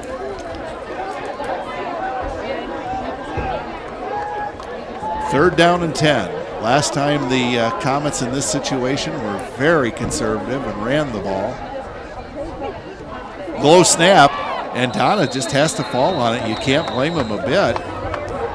And 4th down, the Comets will have to punt and into the wind.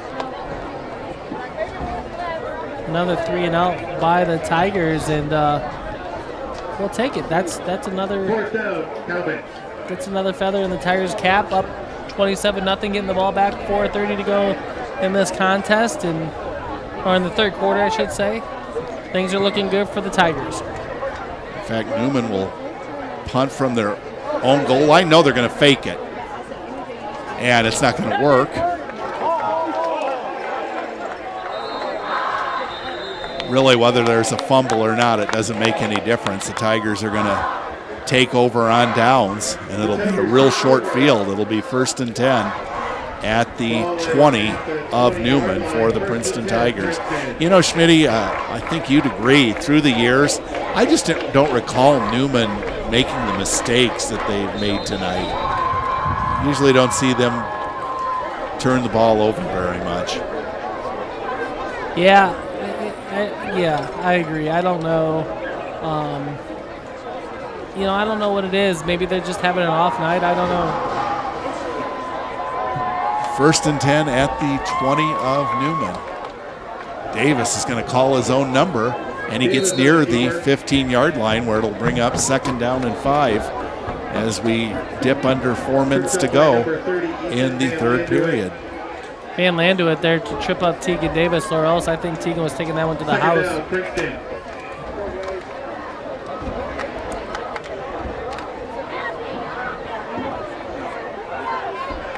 Davis back to throw. The pass is complete to Bennett Sirens. Good for a 1st down. Complete to number 6, Bennett Sirens.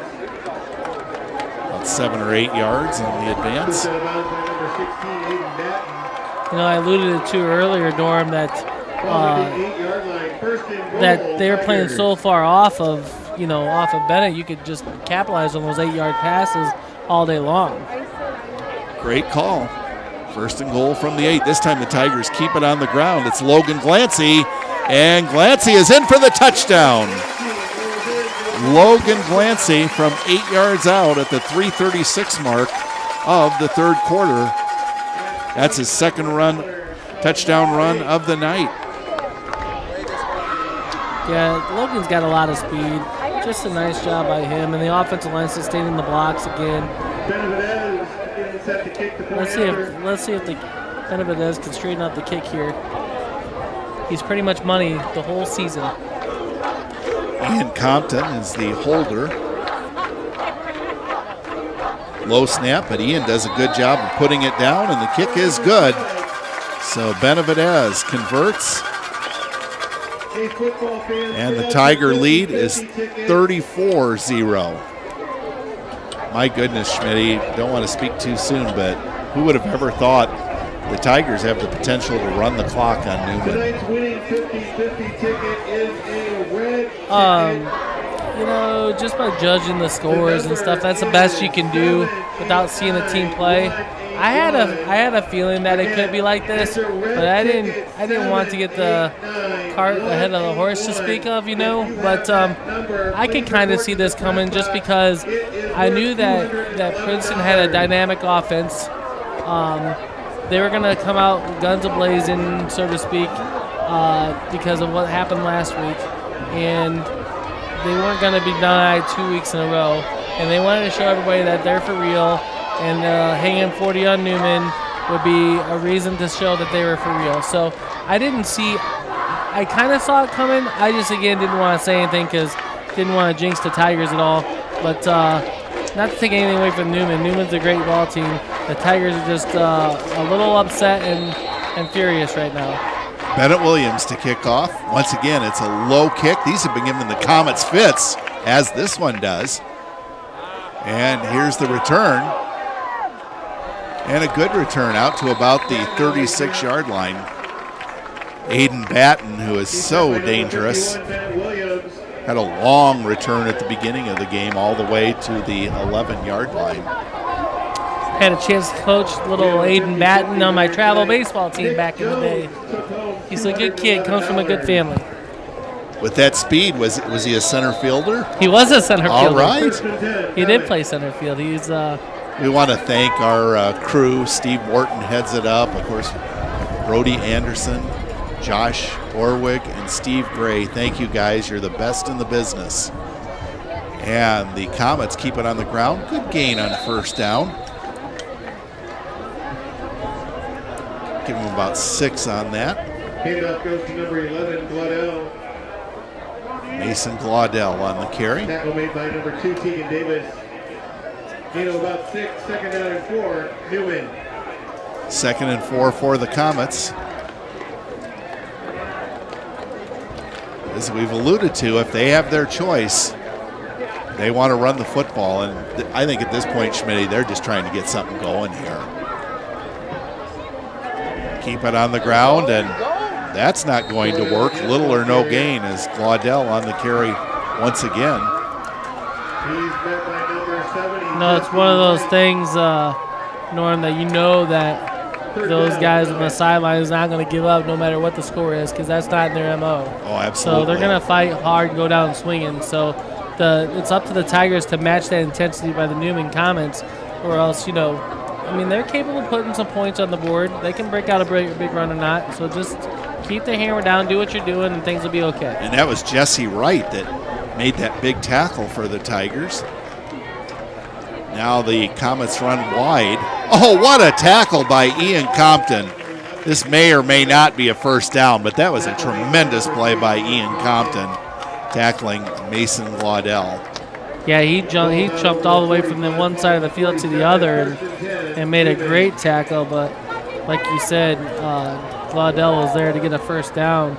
They're Newman's first down in this third quarter. Very revealing statistic. Thanks, Schmitty.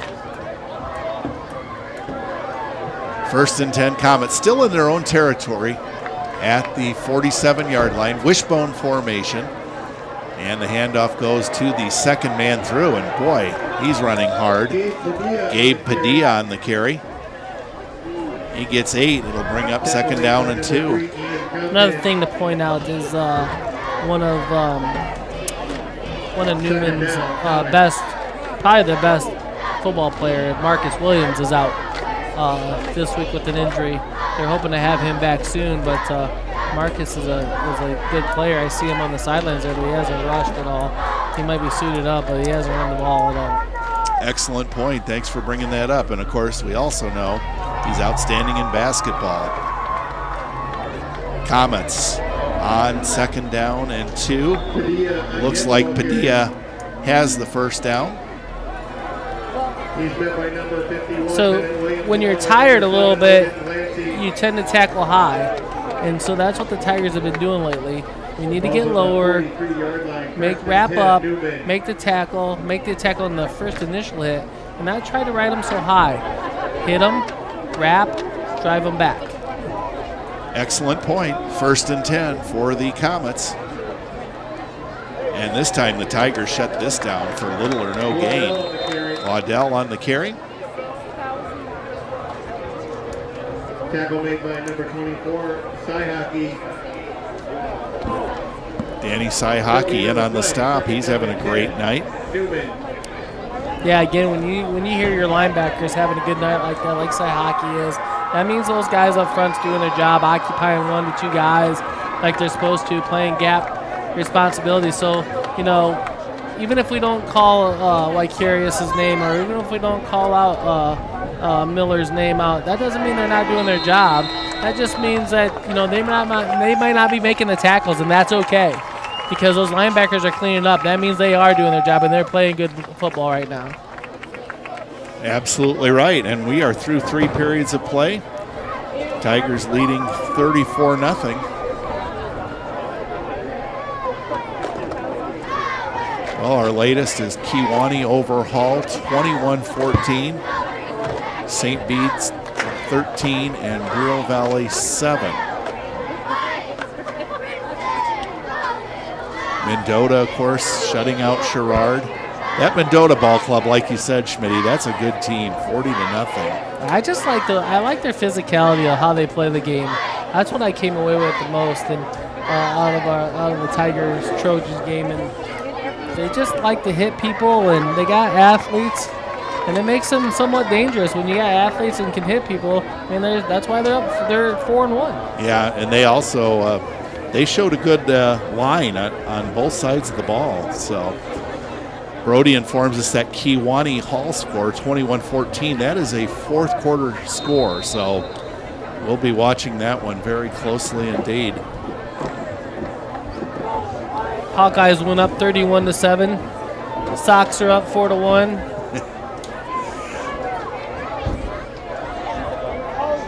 Now the Comets with a little misdirection, and it's misdirection all right. It goes backwards. Vicarious there with the stop, and he just stayed home like he was supposed to. It was a counter play, and Vicarious sniffed that out and makes them lose 2 yards on the play. That'll bring down a big 3rd down and 12 here for the Comets. They do have the wind at their back here in the 4th period.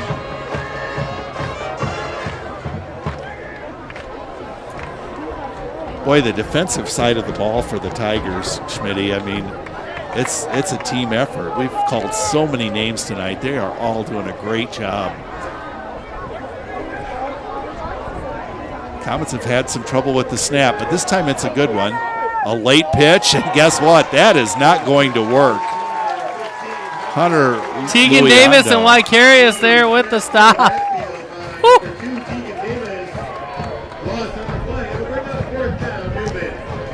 Hey, I got some scoring update here for you. Anonymous scoring update, he says. Okay. So the girls basketball at Logan's tearing it up this year. 8th grade, his team is 5-0. Won last night against Mendota. Get this score, 51-2. Norm, 51-2. They won last night against Mendota. Ouch. Wow. And the 7th grade team's 3-2 with a 31-4 win last night against Mendota. And the 6th grade team is also 5-0. So the Lady Lions tearing it up in Logan. And it's future's bright, looks like, in Logan basketball. Logan Lady Lions basketball, that's for sure. Wow, I'll say. Well, the Comets do a good job on that punt. They down it near the 10-yard line, actually the 11. But as we mentioned, the Tigers with the touchdown, they could definitely make this a running clock situation.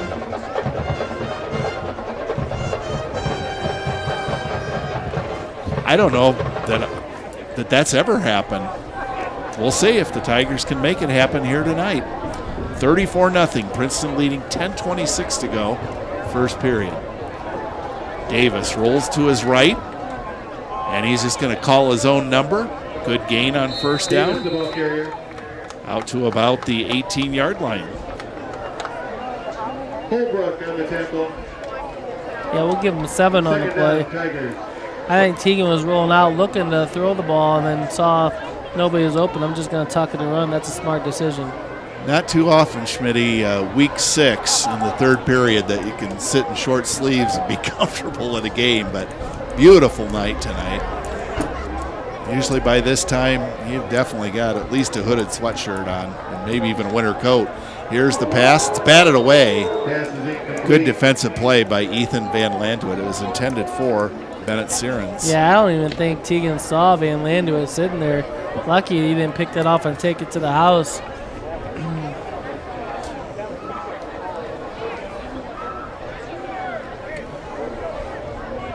Third down and 3 for the Tigers at the 18-yard line.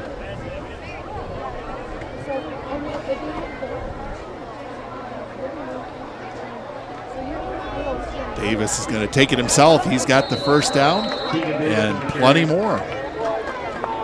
He's running about by number 25, Blake Holbrook. Give him a gain of 6 in the play. Another first down for the Tigers. That's their first one this quarter. They're racking up the first downs left and right now. Ball's at the 23-yard line. First and 10. Blake Holbrook on the stop for the Comets. First and 10 Tigers at their own 23-yard line.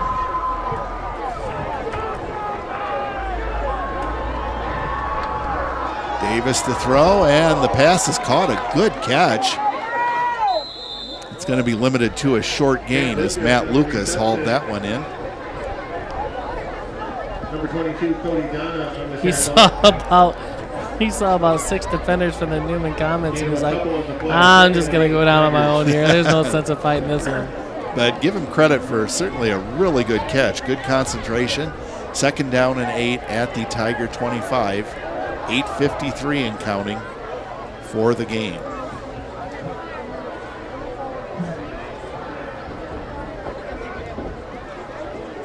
Now it's Logan Glancy, and the Comets do a good job of shutting this play down. Yeah, I think, they're going to look back on the film and Matt Lucas is going to look at that like I should have sustained that block for maybe one more second, and then Logan would have came off my butt, maybe gained an extra 6 or 7 yards. You just never know when the ball is going to come your way, and so you just got to sustain that block, maybe that extra 1 or 2 seconds to get the player the room he needs to get past there. All right, we have an update on the Kewanee Hall game. Thank you, Brody. It's 24-14, Kewanee over Hall, so the Boilers getting a little bit of breathing room there. Speaking of breathing room, that's what Teagan Davis is looking for. And he's got it. It looks like he has enough with the dive to pick up the first down. We'll see how they spot the ball. They're going to mark him just short. Oh, mark him short. Okay. Ball's on the 26-yard line. So 4th down and 1. At the 32-yard line. 4th down, Princeton. From the Tiger 32. 7:33 to go in the game.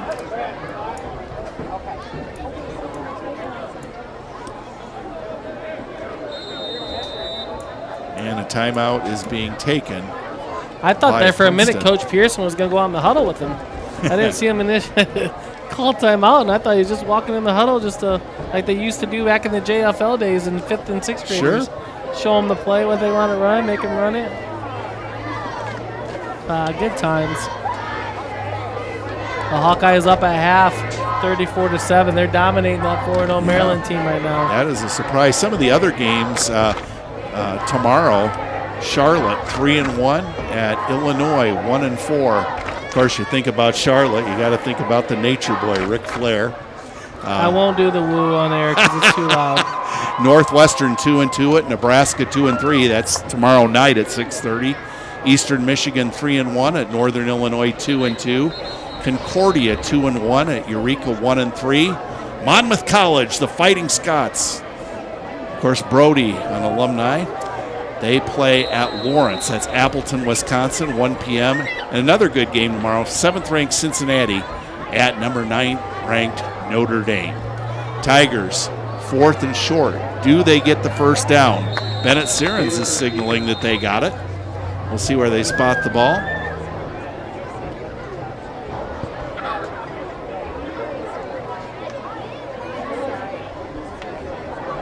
Boy, Schmidt, you got a call? I don't think they got it by that spot. Ah, the referee is just, I thought certainly it merited a measurement, but I didn't think they got it with that spot.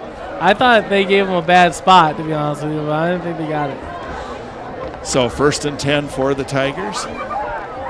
Clock starts up again after they've reset the chains, as we will dip near the 7-minute mark to go in the game by the time this play is started. Davis to throw, falls down, and the pass is incomplete. It was intended for Matt Lucas, but Teagan lost his footing. Make sure that he's okay. That was awkward. Clock stops with exactly 7 minutes to go in the game. 2nd and 10 for the Tigers.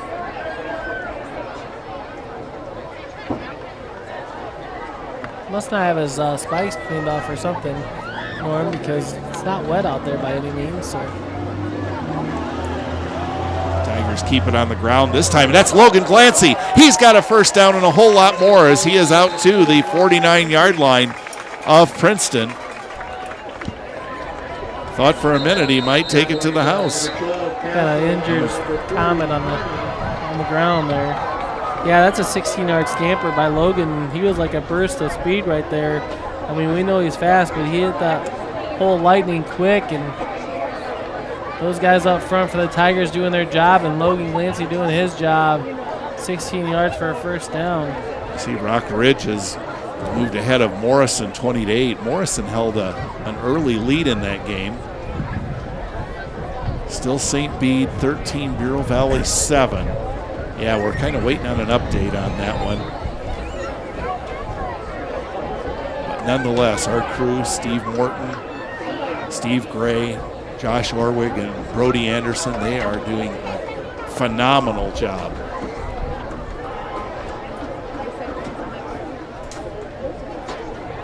And glad to see the Sterling Newman Comet player getting up and walking off under his own power. That's Hayden Witt. Looked like maybe he had a little cramp, maybe. Those cramps sometimes, man, those are painful. As we've all probably had one at some point or another. They are indeed painful. 1st and 10 Tigers at their own 49. Tigers going against the wind here. Teagan Davis on the run. Davis to the 50, to the 45, and gets inside the 40. It'll be another Tiger first down. So 7:43 left to go in the BV St. Bede game. St. Bede's up 13-7. BV with the ball and driving right now. Wow. And penalty apparently against the Tigers on the play, so.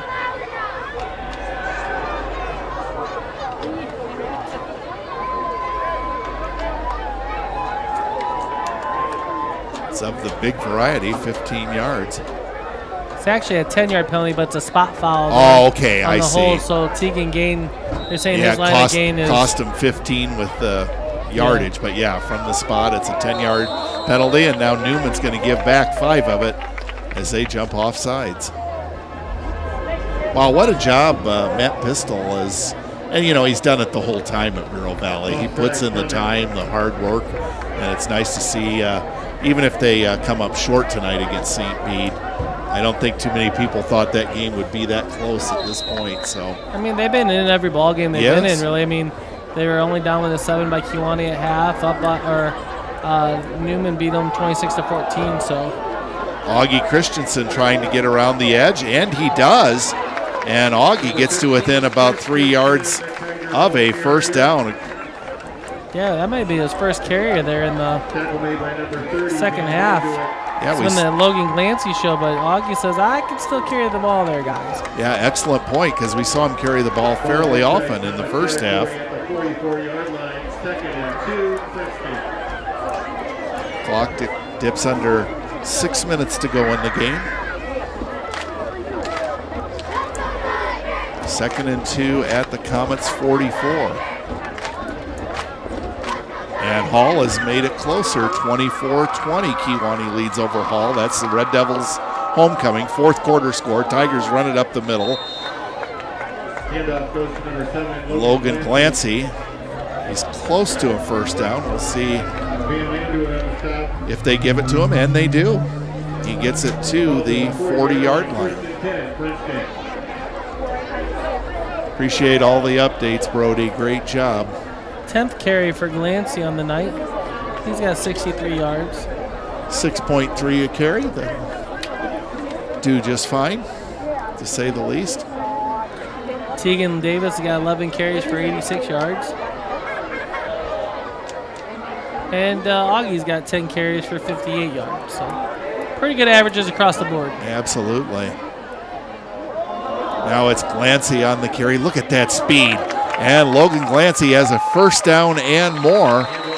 Gets down to around the Comet 25-yard line.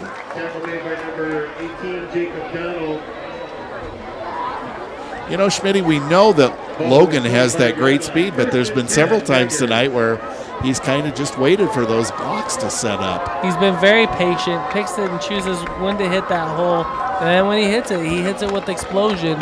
And he's shifty enough, too, to stop on a dime and shift the other way. So that picked him up probably an extra 5 yards as he gained 15 on that play. 78 yards for the night. See if Logan can't bust the 100-yard marker tonight. 1st and 10 Tigers at the Newman 25. Glancy is standing right next to Tegan Davis. It's a quick pass to Bennett Sirens. And Sirens beats his man. He's to the 10. He's to the 5. It is a touchdown. Touchdown Princeton Tigers from 25 yards out. Wow. Tegan Davis to Bennett Sirens at the 4:17 mark of the 4th period. Bennett was not going to be denied there, Norm. He put his head down, ran through the defender of the Comets for the score to bring it 40-0. Extra point pending. Nice job by Bennett Sirens. Yeah, he had to tightrope that sideline. He did a good job of not stepping out of bounds. Steven Benavidez on for the point. I believe this is the first time he's kicked towards the scoreboard. Does he like it? You bet he does. The kick is good, and it's 41-0 in favor of Princeton. I don't think there's a goal post that Benavidez doesn't like. Yeah. Love how the student body gets behind him yelling scuba out while he's kicking. It's just amazing. Here's a piece of trivia, not only for you, but for the fans at home. What is the name of the street that runs behind the scoreboard? Brody's got a guess. Let's see. Crown Street. And Brody wins our grand prize. A round of applause. Yeah, we're kind of low budget here. Wow. Good job. Again, reiterating the score at home for you folks at home. Kewanee is up on Hall 24-22. I'm getting texts. They might not have heard us mention that on air, but we appreciate those texts. No, thanks for the update, because we had 24-20, but 24-22 now. Yep. Kewanee over Hall. Wow. Excitement at Nesty Stadium. No, that field goal by Kewanee might make all the difference in the world, you know? This time it's a line drive kick by the Tigers, fielded by Owen McBride. And McBride still on his feet, gets near midfield. Good tackle by Bennett Williams. seen a lot of good things from the Tigers tonight. Obviously up 41-0, but I was really proud of how they responded to the adversity. They've probably been hearing stuff all week. People saying you're not as good as you guys thought you were, and Newman's gonna come in and to your house and take one away from you, and hearing all these negativity, and they just blocked out the noise, played Tiger football tonight, and they're gonna come victorious, whether the score ends up 41-0 or not. Just a nice job by the Tigers responding to that adversity that they had. Fumble, and who's got it? Still a fight for the ball. No indication from the officials. Tigers are saying they have it, but the referees have not made a signal. In the meantime, the clock is continuing to run. And they're saying the Comets recovered. J.J. Castle was the one who came up with it. I really thought the Tigers had it. I think he might have pulled that away from him at the end as the ball came up to him while he's laying on his back, but the refs couldn't see that. But nonetheless, nice job by the Comet there to pull that away. As you said, J.J. Castle.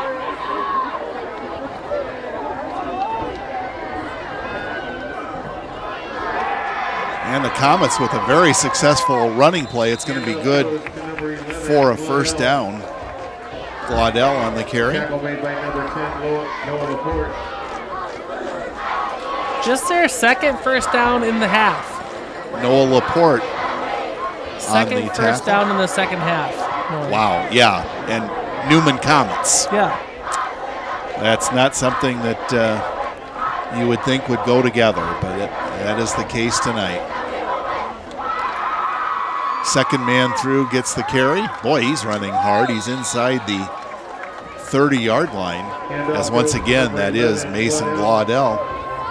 Andrew Peacock on the tackle. He'll be their leading rusher tonight. He's got 33 yards already. 8 yards on the carry for Glaudel. Just on 6 carries. And Andrew Peacock on the tackle. 3 minutes left in the Kewanee Hall game. Kewanee hanging on to that 24-22 lead. It's Castle on the carry. And he's got the first down. Of course, we're in the running clock situation, so.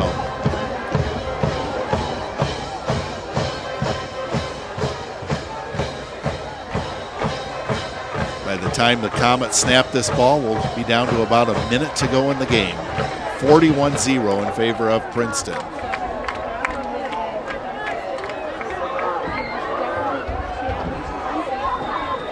Comets keep it on the ground once again. Padilla, who runs really hard, picks up about 5 yards. Down to the 12-yard line of Princeton.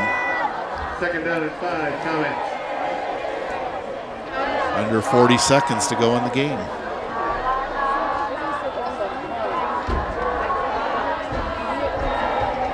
This time the Comets look to throw, and the pass is complete.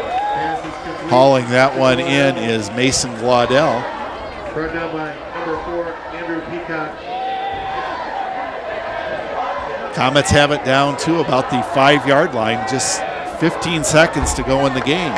So this play, perhaps the last one of the night. Castle under center. Castle is sacked, and that is going to be it. Walker Menzel with authority on that sack, and the Tigers have come away with a 41-0 win.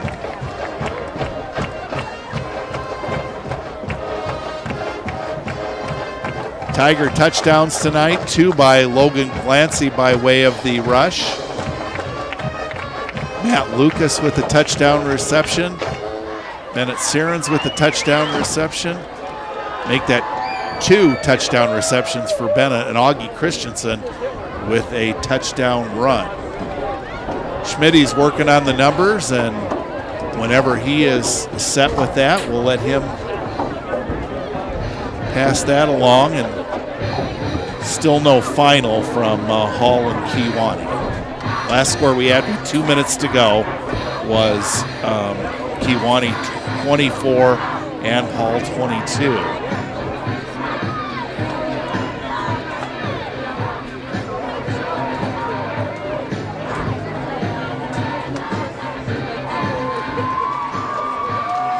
Both teams showing the good sportsmanship there.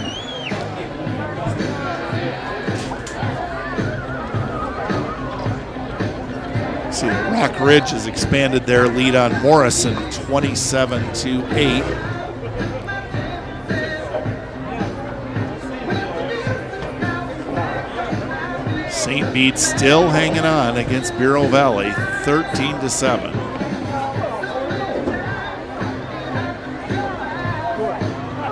Tigers responding in a big way after losing to Kewanee last week.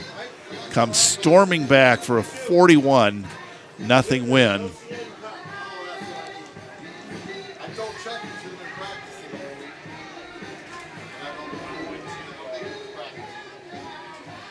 Okay, I think I'm ready, Norm. All right, go ahead with the stat, Schmitty. Passing for Newman Ferdona, he is 3 for 10 for 24 yards and 2 interceptions.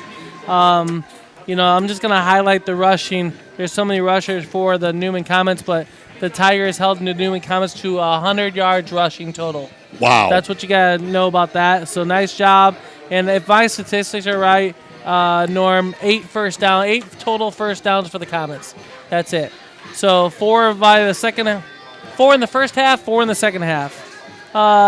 Tegan Davis leading the way for the Tigers, passing the ball 14 for 19 for 3 touchdowns, 202 yards and interception. Leading the way for the Tigers as far as receiving. Bennett Sirens had 7 catches for 96 yards and 2 touchdowns. Cy Hockey, 1 catch for 12 yards. Augie Christensen, 2 catches for 9 yards. And then Matt Lucas for 4 catches, 85 yards and a touchdown. Leading the way rushing the ball. Augie had 58 yards on 10 attempts. Glancy had 11 carries for 78 yards and a touchdown. Augie also had a touchdown as well. And then Tegan Davis, 10 carries for 86 yards. First downs, 2, 3, 10. I got them down for about 22 first downs for the Tigers. So a good night for the Tigers. Going over some scoring drives. First quarter, 8:24 left to go. Glancy with a 7-yard run. Benavidez kicked good, 7-0 Tigers. Then they get on the board again with 5:44 to go in the first quarter. It was a connection from Tegan Davis to Matt Lucas for a 68-yard bomb. The kick was good again by Benavidez, 14-0. With 22.9 seconds to go in the first quarter, Augie Christensen runs in a good 15-yard run, and the kick was good by Benavidez, 21-0. In the third quarter, scoring comes. No scoring in the second quarter at all. As you see a bunch of neon student sections meeting out the Tigers as we speak. 6 minutes and 29 seconds to go in the third quarter. Tegan Davis, a 26-yard pass to Bennett Sirens. Kick is no good. Logan Glancy with, I don't know, Norm. We'll say 3 minutes and 38 seconds because I forgot to write down the time. An 8-yard TD run. The kick was good, and it was 34-0. And in the fourth quarter, topped off with the Davis to Bennett connection for a 25-yard strike, and the kick was also good by Benavidez to bring your final score 41-0. Norm, it's been a pleasure. I appreciate working with you, and it's been fun as always. Thanks for the boys to making all this production. I appreciate you, and have a good night. Thanks to you on a great job. And again, I echo your sentiments. Thanks to Steve Morton, Steve Gray, Brody Anderson, and Josh Orwig, and thanks to you for tuning in. We're always amazed at the response we get, not only locally, but even people from out of state, and we've even heard of people from out of the country tuning in. So we won't be with you next week. That's a road game at St. Bede, but on the 15th, it's homecoming against Bureau Valley, and on the 22nd, week 9, we'll have the Princeton-Monmouth-Roseville game here at Princeton. Before we go off the air, Brody, did we get a final on Hall and Kewanee? It's 19 seconds to go. Hall has the ball, still down 22-24. 24-22 Kewanee with 19 seconds to go. Well, we've got to sign off. Thanks so much for listening. Again, Princeton wins 41-0 over Newman. They run the clock on them, and you've been listening to Tiger Football and watching Tiger Football on Tiger Central.